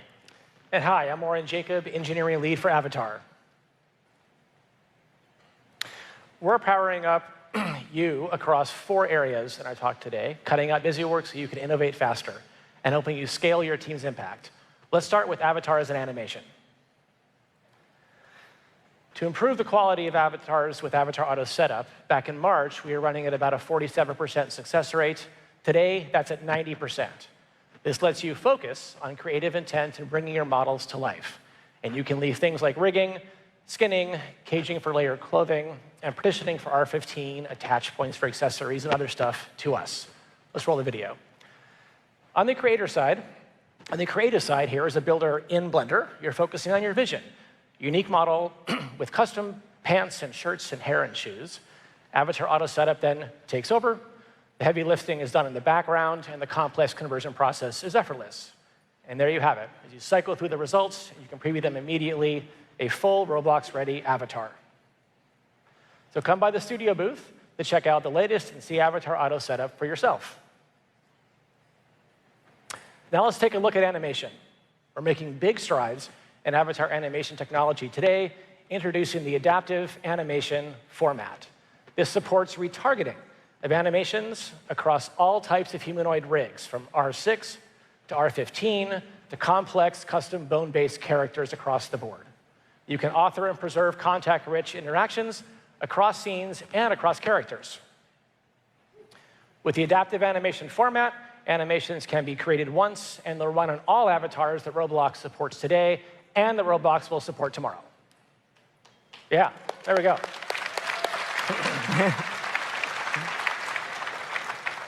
Today, animation blending is rather limited. It takes about 1,000 lines of Lua scripting and a Lua scripter to make it all work.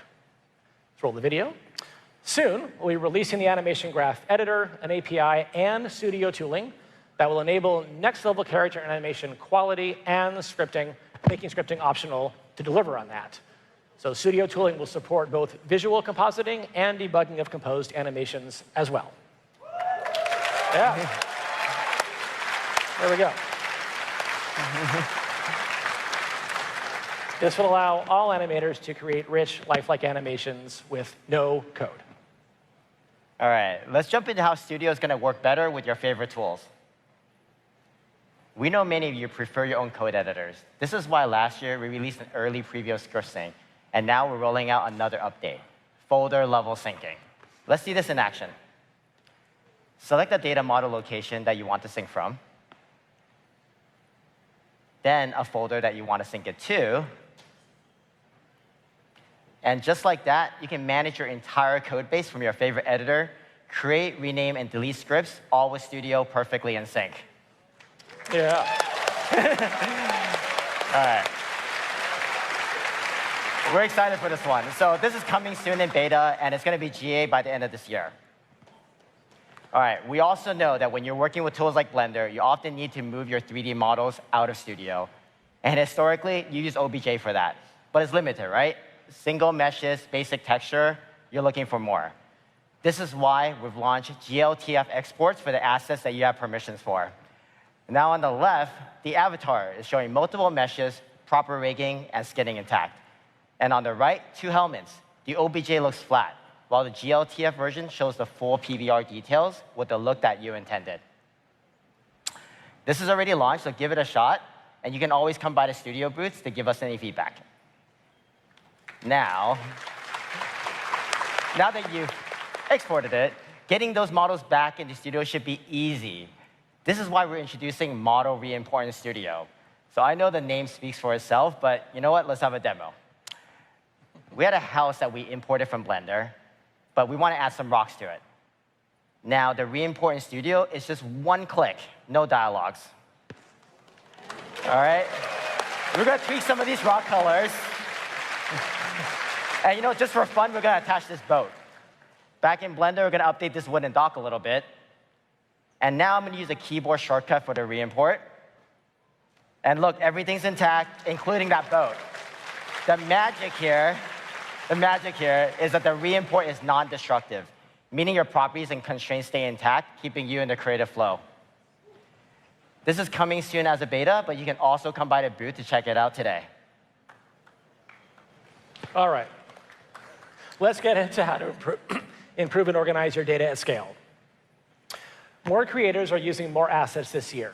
50% of top creators by time spent have more than 2,300 assets, and the top 5 have more than 30,000 assets each, double what we had last year. To help you manage your assets at scale, we launched our beta for our revamped Asset Manager, so you can easily find your assets with powerful search, sort, and filtering. You can search all your assets in your users and groups accounts with partial or exact matches. You can also find your models by searching using descriptive words as well. Next, to help you organize your assets, we'll be launching user-created folders next year. Now, over the past year, we rolled out several improvements to asset privacy and our sharing system. Let's go to the video. You can now share models, images, meshes, and even animations with your connections and your groups. Next, by the end of the year, we're also launching a beta, enabling you to make your newly created meshes and images private, helping you control the usage of your assets and prevent asset leaks. Not that that's ever happened to us. Awkward. We also heard your feedback that you need better tools to manage different versions of your work. This is why we're revamping the place version history view in Studio. You'll soon be able to mark specific milestones in place version history as you iterate over place versions and be able to easily find and navigate across them. Let's look at the video. So you can leave a note on a version so that you can document important details for yourself or your team. You can check out who in your team contributed to changes made in each version. And if you need to find a specific version, you can easily search by contributor, text, or date, or filter for published or manually save versions. There we go.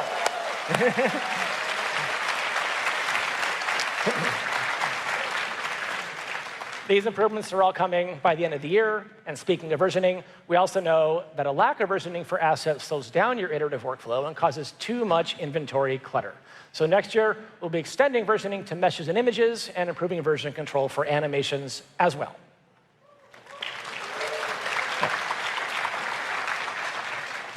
Your player data is crucial, and this past year we launched the Data Stores Manager, a powerful solution for your game tester, ops, and community management teams and members to view and understand exactly how your player data is being stored. So let's go straight to the demo. Say you launched a coin collecting minigame, and you want to see if your game is properly saving your players' coin count. Your game tester can open up the Data Stores Manager, validate the proper data structure, search for themselves, and then play the game and monitor in real time how their player data is being updated. After your game is launched, your ops members can keep track of how large your data store has grown across how many data stores themselves and how many keys. And when your players come to your community manager with issues, perhaps data corruption that led to players losing all their coins, your community manager can easily search for that player, verify their history with versions, and proceed to rectify the scenario right there. In the near future, thank you, all right, yep. In the near future, We'll be adding deletion workflows as well as many other capabilities. You can come to the cloud services booth to chat with the team and learn more about that right after this event. All right, let's talk about collaboration with your teammate and even with AI on your side. Whether you're working solo or on a team, fast feedback moves projects forward. With Comments in Studio, you can collaborate directly in your workspace. Let's see it in action. For instance, pin an object like this car and leave a comment. Have a task for a friend, tag them directly. Then quickly filter. When you're done, resolve comments and capture your decisions. This is live today, but we're just getting started. Soon we're going to be adding support for deep linking so you can get to those comments even faster. Now, we also know that as your team grows, control becomes critical. This means a need for safer permission and more oversight. So we're enhancing creator groups. On the left, we've added experience-level permission, so you can grant access to one experience and not your entire portfolio. And on the other side, we've also enhanced the activity tracker for you to audit actions in real time. And coming soon, we're adding support for even more events, like revenue payout, to help your team scale even faster.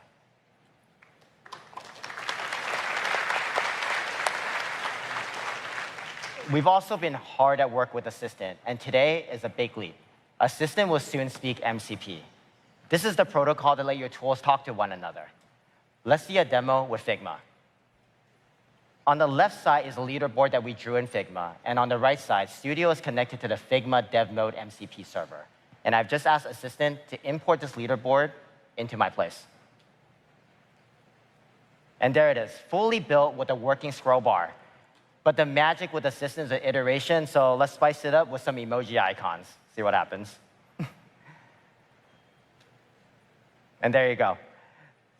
So I want to say that Figma is just one example. Soon, Assistant MCP will connect with the entire ecosystem of MCP servers.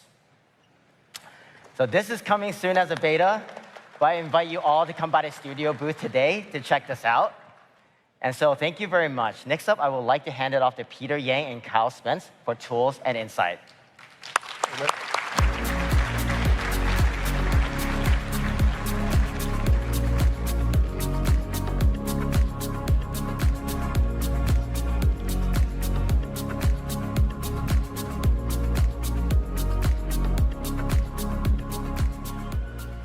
All right, hey everyone, I'm Peter, and I'm a product manager at Creator Success. And I'm Kyle, an engineering manager on Creator Services. And today, we're excited to show you all the amazing tools and insights we're building to help all of you grow your games faster. So let's start with analytics. We've been shipping nonstop this year, including retention cohorts, insights, external link tracking, and even avatar analytics. And today, I'm proud to share that over 93% of our top 1,000 creators are using analytics every month to make better decisions. And for the 7% of you that aren't using it, give it a try and let Peter know if there's anything that you can improve. Thanks, Kyle. There's always room for improvement. Now, one of the areas that we're really improving is insights to help you separate the signal from the noise with your metrics. And recently, we shipped new insight reports that highlight the most important metrics and actions for you to focus on. We've also updated these reports with player feedback summaries to give you real-time feedback on what players love and want improved about your game. And we believe that this combination of metrics and player feedback will give you a more complete picture of the right actions to take to grow your game faster. Now, picture this, Kyle.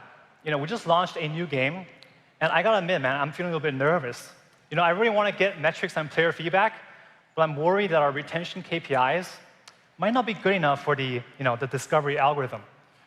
Well, Peter, I'm actually not nervous at all. And that's because we're working to launch experience betas later this year to let all of you test and improve your game before it reaches a wider audience. In beta, you control who can play your game. You might share it on social or in your community, or you might run sponsored ads to reach a targeted audience. So, Peter, let's focus on improving our game's retention before opening it up for search and discovery. That sounds like a good plan. And speaking of retention, one of the most powerful ways to engage your players is to use events. And this summer, we added new APIs to let you invite players to your events from inside the experience. And overall, we're just seeing a lot of excitement and many of you using events to build excitement for your games. In fact, every month, we see 4.6 billion event RSVPs on the platform. All right, Kyle. Now I'm really excited about this next feature. Do you want to talk about it? Sure.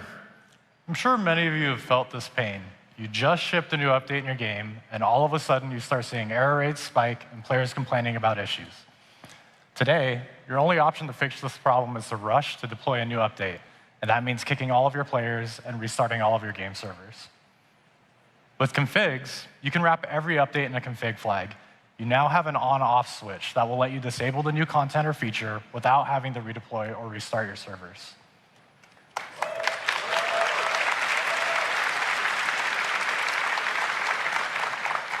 But that's not all. You can also use configs to update in-game values in real time. I'm not sure if Brad from Adopt Me is in the audience, but for example, let's say Adopt Me wants to update their starter pack. This cracked egg isn't really all that it's cracked up to be. And this royal egg is way more impressive and posh, right? So if I want to update my starter pack, all I have to do is wrap it in a starter pack config. So configs are coming later this year, but I'm even more excited about this next feature. We're also excited to announce experimentation, or A/B testing, to let you test new features in your game as well as your matchmaking configuration.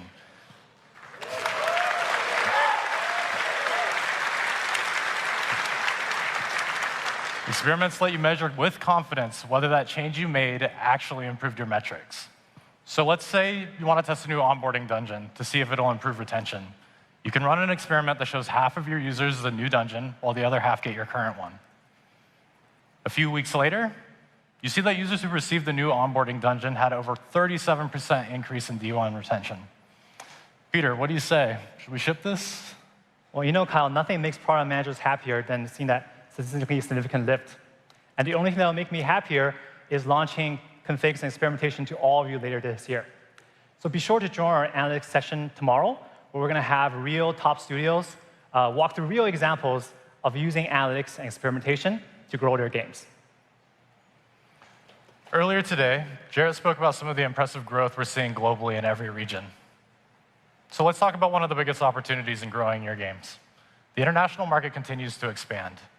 Just last year, we launched chat translation, and since then, we've done over 400 billion translations. There are 11 billion translations from the content on the platform, and we've expanded to supporting 17 languages for automatic translation with our newest edition, Arabic, this year. And using our translation and localization features is a no-brainer to reach Roblox's global audience. In fact, in a recent test, we saw that games that had auto translations on saw an average of almost 1% increase in playtime, with over a 4% increase from Chinese, Japanese, and Korean-speaking players who joined the game for the first time. Now, you might think that 1% is a small number, but compounded over weeks and months, that could lead to huge playtime lift for your game. So don't miss this opportunity to make your games accessible to a global audience. And if you have manual translations already, don't worry, we will always prioritize those over your auto translations. In Dave's keynote, you saw a live demo showing Dave and Karun interacting with an NPC. Let's dig into the details and show you how you can leverage the new audio, voice, and natural language features in your experiences. First, let's set up an NPC who can dynamically speak audio with the new text-to-speech system. First, we set up audio emitter and audio text-to-speech instances, and then wire them together. Then we choose a voice and set some text to play as speech. There are a bunch of parameters we can play with. Let's mess with the voice and pitch. Hello there. Hello there. Hello there.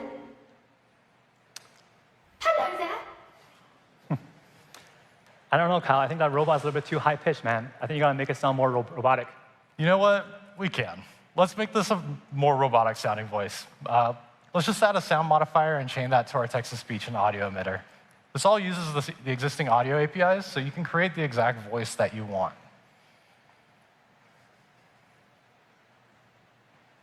Hello there. That sounds a lot better. Yeah. But how can I talk to this robot as a player? Yeah, good idea. Let's also set up using player voice so we can interact with the NPC using the new speech-to-text system. We can add audio device input and audio text-to-speech instances and wire them together. Let's also add a script that listens to the text change property and add a function to make the robot jump. Using what we made, you can command our robot to jump. Super cool. But he still jumps when we tell him not to. Let's fix this. And while we're at it, let's give the robot a personality so we can more naturally talk to you and command it around, leveraging the text generation APIs. So using the text generation API and some smart prompting, we can make our NPC feel more alive. Let's name it the BuilderBot 5000 and tell it about the apocalyptic world it's in. So Peter, when you ask our robot what his name is, Hello, I'm BuilderBot 5000. How can I assist you today? it's pretty cool. Yeah. OK, let's finally hook up our bot to smartly respond to us and handle voice commands. With some more prompting, now the NPC will try to correctly follow the commands based on anything we say. So now, he jumps when I tell him to jump, and he doesn't when I tell him not to. No need to jump. Let's just hang out. OK, but we were talking about translations earlier. So what if I don't speak any English? I only speak German. Can a robot still understand me? Yeah, sure, we can make this work. I'm sure your users speak many different languages. To quickly show this in action, let's just add a command to our NPC so it can translate what we can say. We can do this by using the real-time translation Open Cloud API. You just call out the language that your player is in and what language you want the content translated to. So now when we ask our NPC how to say, hello, how are you in German? The translation for hello, how are you in German is Hallo, wie geht es dir? Close enough. I can ask it questions, give it natural language commands, and the NPC is able to do it all. We're excited to see everything you all build with these new features. Text-to-speech is launching soon with the increased limits that you've been asking for. And if you want to use it even more, you'll be able to pay for extended access later this year. Finally, next year, we will launch the ability for you all to create and bring your own voices so you can use that dynamic speech generation the exact way that you want. Our speech-to-text beta is also launching later this year. And of course, our text generation API is available. And we're always working to improve it to make it more safe and reliable across all content maturity experiences. OK, so that's it for us today. And now I'd like to welcome Varun and George to talk about our powerful engine. Thank you.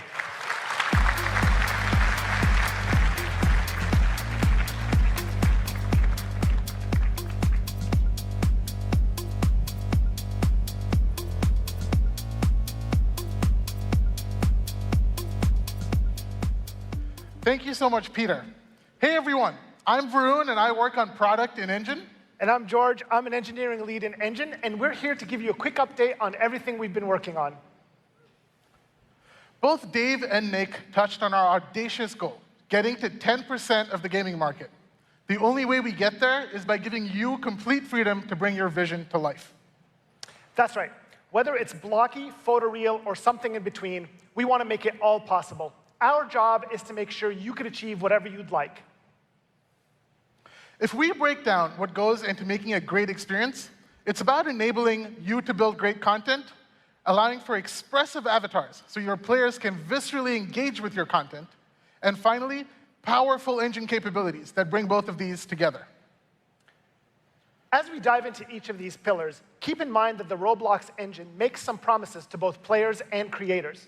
These 5 promises place unique constraints on the engine, requiring innovative solutions even for the simplest of features. With that, let's dive into our first pillar, giving you the freedom to build great content on Roblox. We're going to start off with individual assets. Now, as Dave mentioned this morning, we are completely revamping how assets are both prepared and rendered on Roblox. Let's start with how we prepare your assets after you upload them.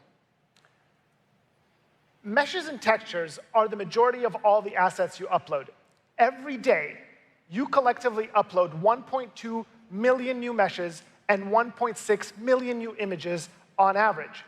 Once you've uploaded all those assets, we process them into multiple optimized formats at different levels of detail, perfect for each player's device. OK, George, let's play a quick game. Let me ask you a question. This is an example of an optimized mesh that we generate today. Can you tell me what this is? It's a chair, Varun. We covered it in rehearsal. That's fair. But wouldn't it be great if this actually looked like a chair, though? This optimization used to happen exactly once in Studio, when you first uploaded the asset, which means we had no way of improving it after the fact. We've been working on upgrading this entire pipeline so we can continuously improve and optimize these asset representations. These are some of the new results we've been getting with our new improved simplification algorithm. So now your chairs will actually look like chairs at multiple levels of detail. Finally, George. OK, now let's focus on how we render your assets on players' devices. This time, let's use textures as an example. Harmony is carefully coordinating things, so your players are always getting the best quality experience that their device can support.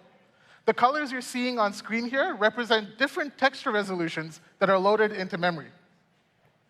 Now, on the left, you can see that previously, the system is naively loading up every single texture representation at the highest quality, even if the GPU might never even need it. And on the right, you can see Harmony is now smartly streaming in exactly the texture representations that it needs. Now, more importantly, it can also stream out the representations it doesn't need. And in the middle, you'll notice that all of this is imperceptible to the player, because Harmony is smartly making these decisions based on the importance of each object in your scene. When the engine uses texture memory more carefully, that means your player gets higher quality exactly where it matters, and you have much more headroom to achieve your creative vision. More importantly, this also eliminates massive memory strikes that usually occur when a game first launches. This is one of the leading causes of crashes on lower-end devices. This is a complex scene from Relived, one of my favorite showcase experiences on Roblox. Without Harmony, this scene requires loading roughly 3 times more texture memory than with Harmony.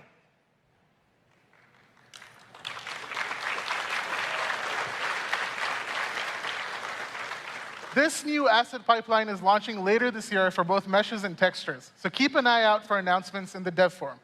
But wait, that's not all. All this effort to scale down on low-end devices also means that we can scale up on devices that can handle it. So we're very excited to announce that 4K texture rendering is coming to Roblox later this year. That's a big one, George. That's a big one. OK, now, if you just had incredible mesh assets, and even with 4K textures, you still would not have a very compelling experience, like this one over here. Great content is not just about individual assets. You also need the freedom to build more detailed and expansive worlds for those assets to really shine. Let's take a look at some of the areas we've been investing in here to get even more freedom. First, occlusion culling. Last year, we rolled out automatic occlusion culling, so the engine wouldn't waste resources rendering things that you can't even see. For the next iteration, we're expanding the system so it can support terrain, avatars, particles, and everything else that might be in your scene.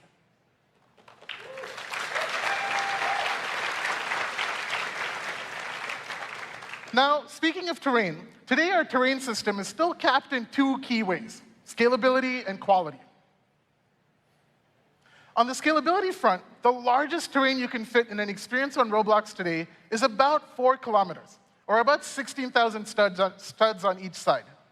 Our eventual goal is to remove that cap. But first, we have to optimize how terrain is stored and represented in the engine.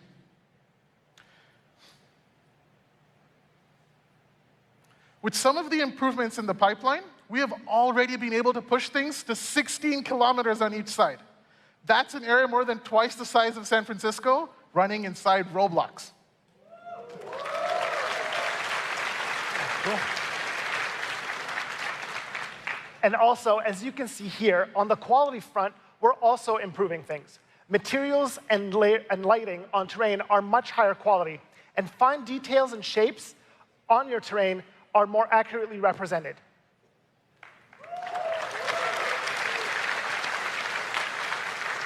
Now, even with more scalable and higher quality terrain, you still need a way to populate these worlds with a lot more detail. To help with that, we introduced instant streaming a few years ago. This allowed devices to dynamically stream in and out parts of your world as necessary. Now, we've seen steady adoption of instant streaming, but there were still a few pain points that we needed to address. Yeah, we heard from you that instant streaming did not work well for your experiences all the time because the radius always followed the player. With the recently announced multiple foci streaming, you can now pre-warm locations for scenarios like binoculars or when you needed to teleport players to different locations. Next, while streaming unlocked the ability to showcase massive worlds, it was still miserably hard to author large worlds and test things out in Studio. Here you can see an early preview of instant streaming now enabled in Studio. I can be fully productive in one part of the place without having to load up the entire map. And as I move through the place, I can see the instances stream in and out in the Explorer, as well as around me, allowing me to quickly jump back in and make an edit whenever or wherever I might need to be. This is the same map that Dave showed you this morning. Without this internal build of instant streaming working inside Studio, it would have been nearly impossible to build that demo.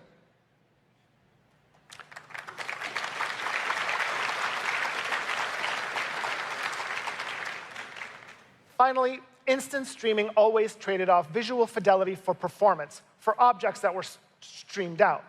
To address this morning we introduced Slim. With Slim, we will now automatically generate a lightweight but high-quality representation of each model that's streamed out, perfect for low-end devices. Let's break down how this works using the same demo that Dave showed us earlier this morning. OK, so on the left is the original content as authored. A low-end Android device would immediately crash if it tried to render all of these triangles and instances at once. On the right, you can see the effect Slim has. Now, the device only needs to render a fraction of the triangles that were originally authored. But the user gets exactly what the creator intended at the highest quality that their device can support. Yeah, if you've tried instant streaming, you might already be aware of Model's LOD's limitations when it comes to visual fidelity. Here's a quick comparison of the same demo running with both Model LOD and with Slim.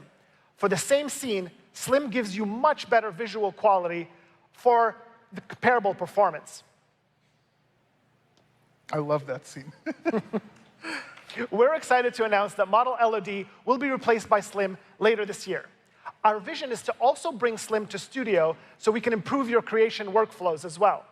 And you can sign up for early access preview of Slim today at the Engine booth or on the Dev Forum online.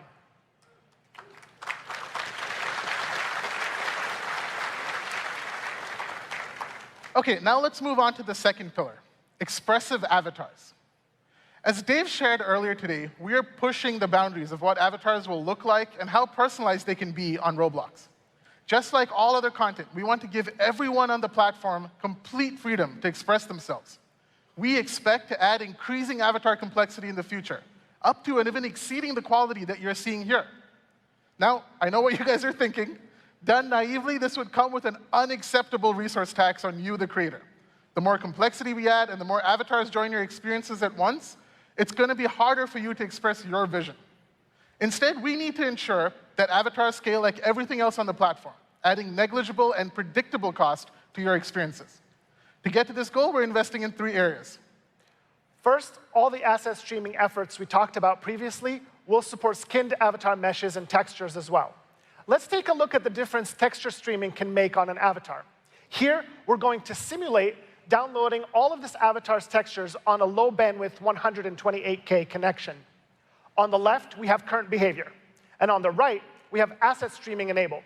Ready? This is going to go fast. Let's go. 3, 2, 1, go. OK, with texture streaming, avatars are visible much faster and use less bandwidth. Players can feel like themselves almost immediately. And over time, the textures get crisper if their device can support it. I think the other one just finished. Next. Oh, thank you.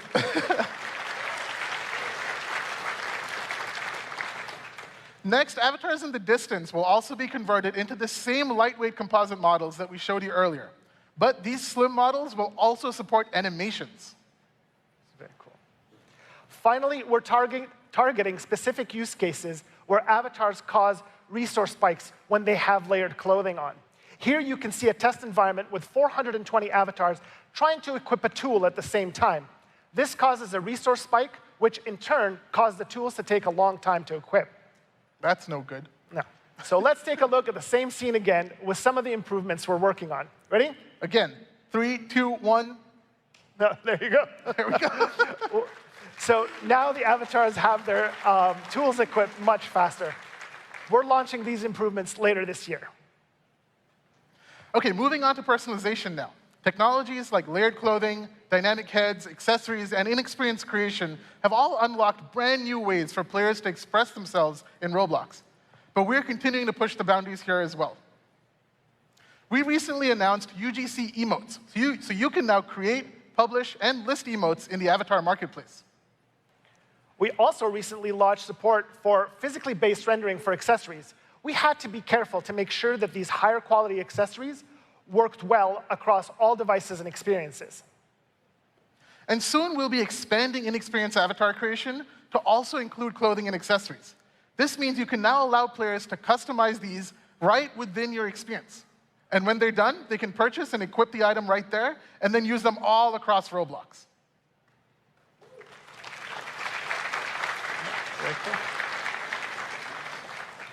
OK, now let's switch gears a bit and talk about engine capabilities.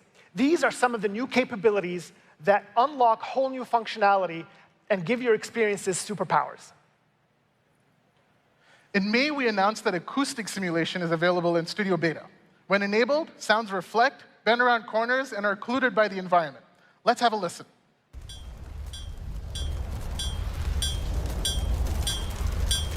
When I'm inside the room, I can hear the sound reverberate off of the stone walls. And as I slowly walk outside, the sound diffracts around the corner and comes from the left instead. As I move behind the building, the sounds become muffled, just as you'd expect. Acoustic simulation will be available for live experiences by the end of the year. And we'll also be adding support for sound instances, so it works with all of your existing content. That's awesome. Make sure you visit the Creating Immersive Audio workshop during lunch tomorrow to learn more. Now let's talk about physics. Last year, we launched aerodynamic forces in Engine, so you can take advantage of a whole new class of forces across your experiences. This year, we're completely revamping how aerodynamics work, so parts can react realistically to buoyancy, lift, and drag forces, just like this hydrofoil. And yes, these propellers are really simulated. All of the work that we put into realistically simulating fluid forces for aerodynamics last year will now be available for water this year.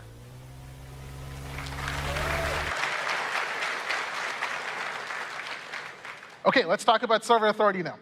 One of the most difficult multiplayer experiences to build are competitive sports games. Due to the realities of network latency and bandwidth constraints, a hamster ball soccer game like this one is incredibly difficult to get right on any platform. We're working hard to enable server authority natively in Roblox. So a whole new genre of seriously competitive games like this one will soon become possible. Yeah. Instead of each player's device deciding what happened, each client makes predictions, but only the server makes the final call. If you've tried racing game before, you might be familiar with the pit maneuver, which is notoriously difficult to achieve well in a multiplayer game. This is what usually happens. Oh, that's no good, George. I know. I think we can do better than that. So once server authority launches on Roblox, you'll soon be able to get this. There it goes. There we go. Yeah, that's the pit maneuver. Much cooler. Yeah. Competitive social games like shooters, racing games, and sports are such a good fit for the Roblox ecosystem that we can't wait to get this into your hands. So starting today, you can sign up for Server Authority Early Access Preview by visiting the dev forum or seeing us at the Engine booth. You should also stop by the Creator Track Talk tomorrow to learn more about it. OK, finally, let's talk about solid modeling. Over the last year, we've made a whole host of performance and scalability improvements to the inexperienced solid modeling APIs, like union, intersect, and subtract. This has enabled brand new emergent possibilities, like this car workshop, where you can literally create your own tires from scratch using traditional manufacturing techniques. This was previously limited to primitive parts, but we've been working on adding support for meshes this year. Yeah. This means that you will soon be able to perform the same operations on fully textured meshes like the container and the gnome. And we're not stopping there. We're adding new APIs like fracture and sweep to help with some common scenarios that you always want. All of this is also available in an early access preview, just like Slim and Server Authority to date. So make sure you stop by the Engine booth or visit the dev forum post to sign up.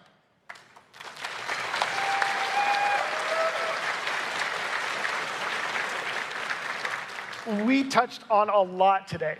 Asset streaming, Slim, and terrain improvements to unlock the content you build, avatar performance and personalizations to unlock more expressive avatars, and server authority, hydrodynamics, solid modeling, and even acoustic simulation to unlock more gaming possibilities. What would you build with all this cool new tech, Varun? George, the world is my oyster now. I'd want to build something like a competitive hydroplane game with destruction that actually affects the aerodynamics, all set in a vast and detailed open world. Oh, and everything with 4K textures, obviously. Okay, well, I can't wait to play that. That's all the time we have today. Varun and I are so excited to meet all of you at the booths and at the other events. But wait, we have one more little surprise for you before we pass it back to Nick. It's in a video. Have a great RDC.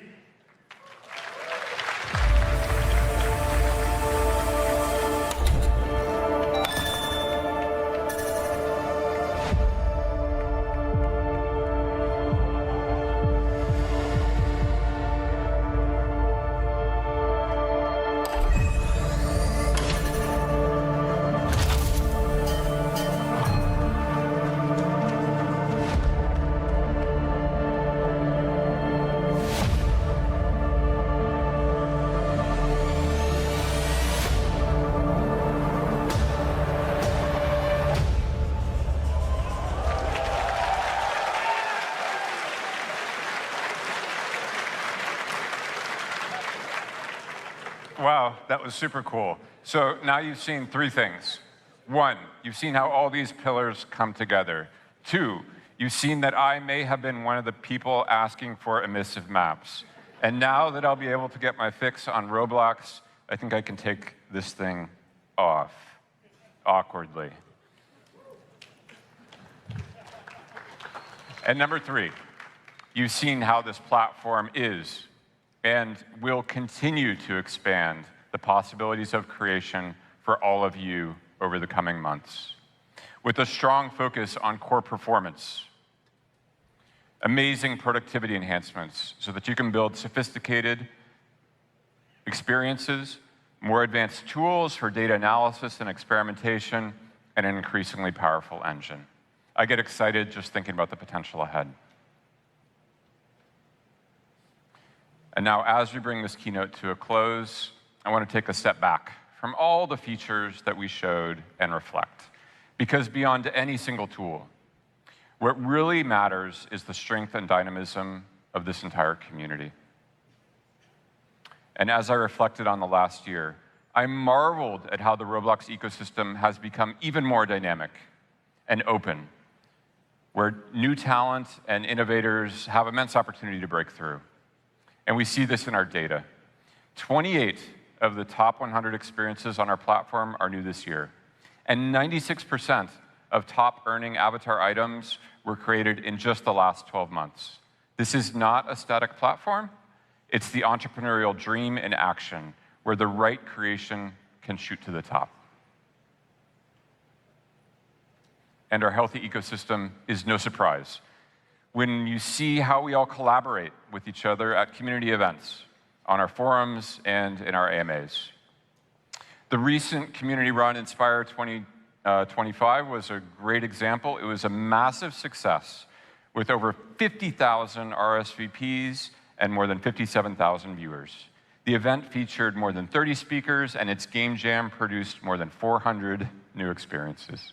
On our dev forum, we've seen more than 35,000 help and feedback posts since the last RDC, and our AMAs have pulled in more than 141,000 views, with more than 150 questions answered. All of this makes it extremely clear that this is the greatest game creation community the world has ever seen.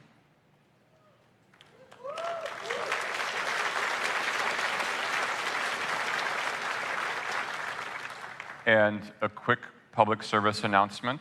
Right after this, we're going to have a 15-minute break. Then we're going to launch right into our safety Q&A. Afterwards, you can attend creator-led lightning talks, featuring guest speakers from TikTok and YouTube with a meet and greet afterwards. And for the next 2 days, I really encourage you to stop by some of our booths. They're staffed by Roblox engineers, product managers, and domain experts. Give us your feedback and get hands-on technical advice. And lastly, tomorrow's schedule includes a networking event and dozens of sessions on a range of topics from performance to competitive design and intellectual property. And that wraps up our creator keynote. I want to thank all of you for your time, and I want to leave you with one final thought. The tools and features we've shared today are more than just code. They're the building blocks of the future, a future you will create. We provide the platform, and you provide the passion, the creativity, and the vision. You are the architects of the next generation of play, and the future is something we will build together. Let's go build it.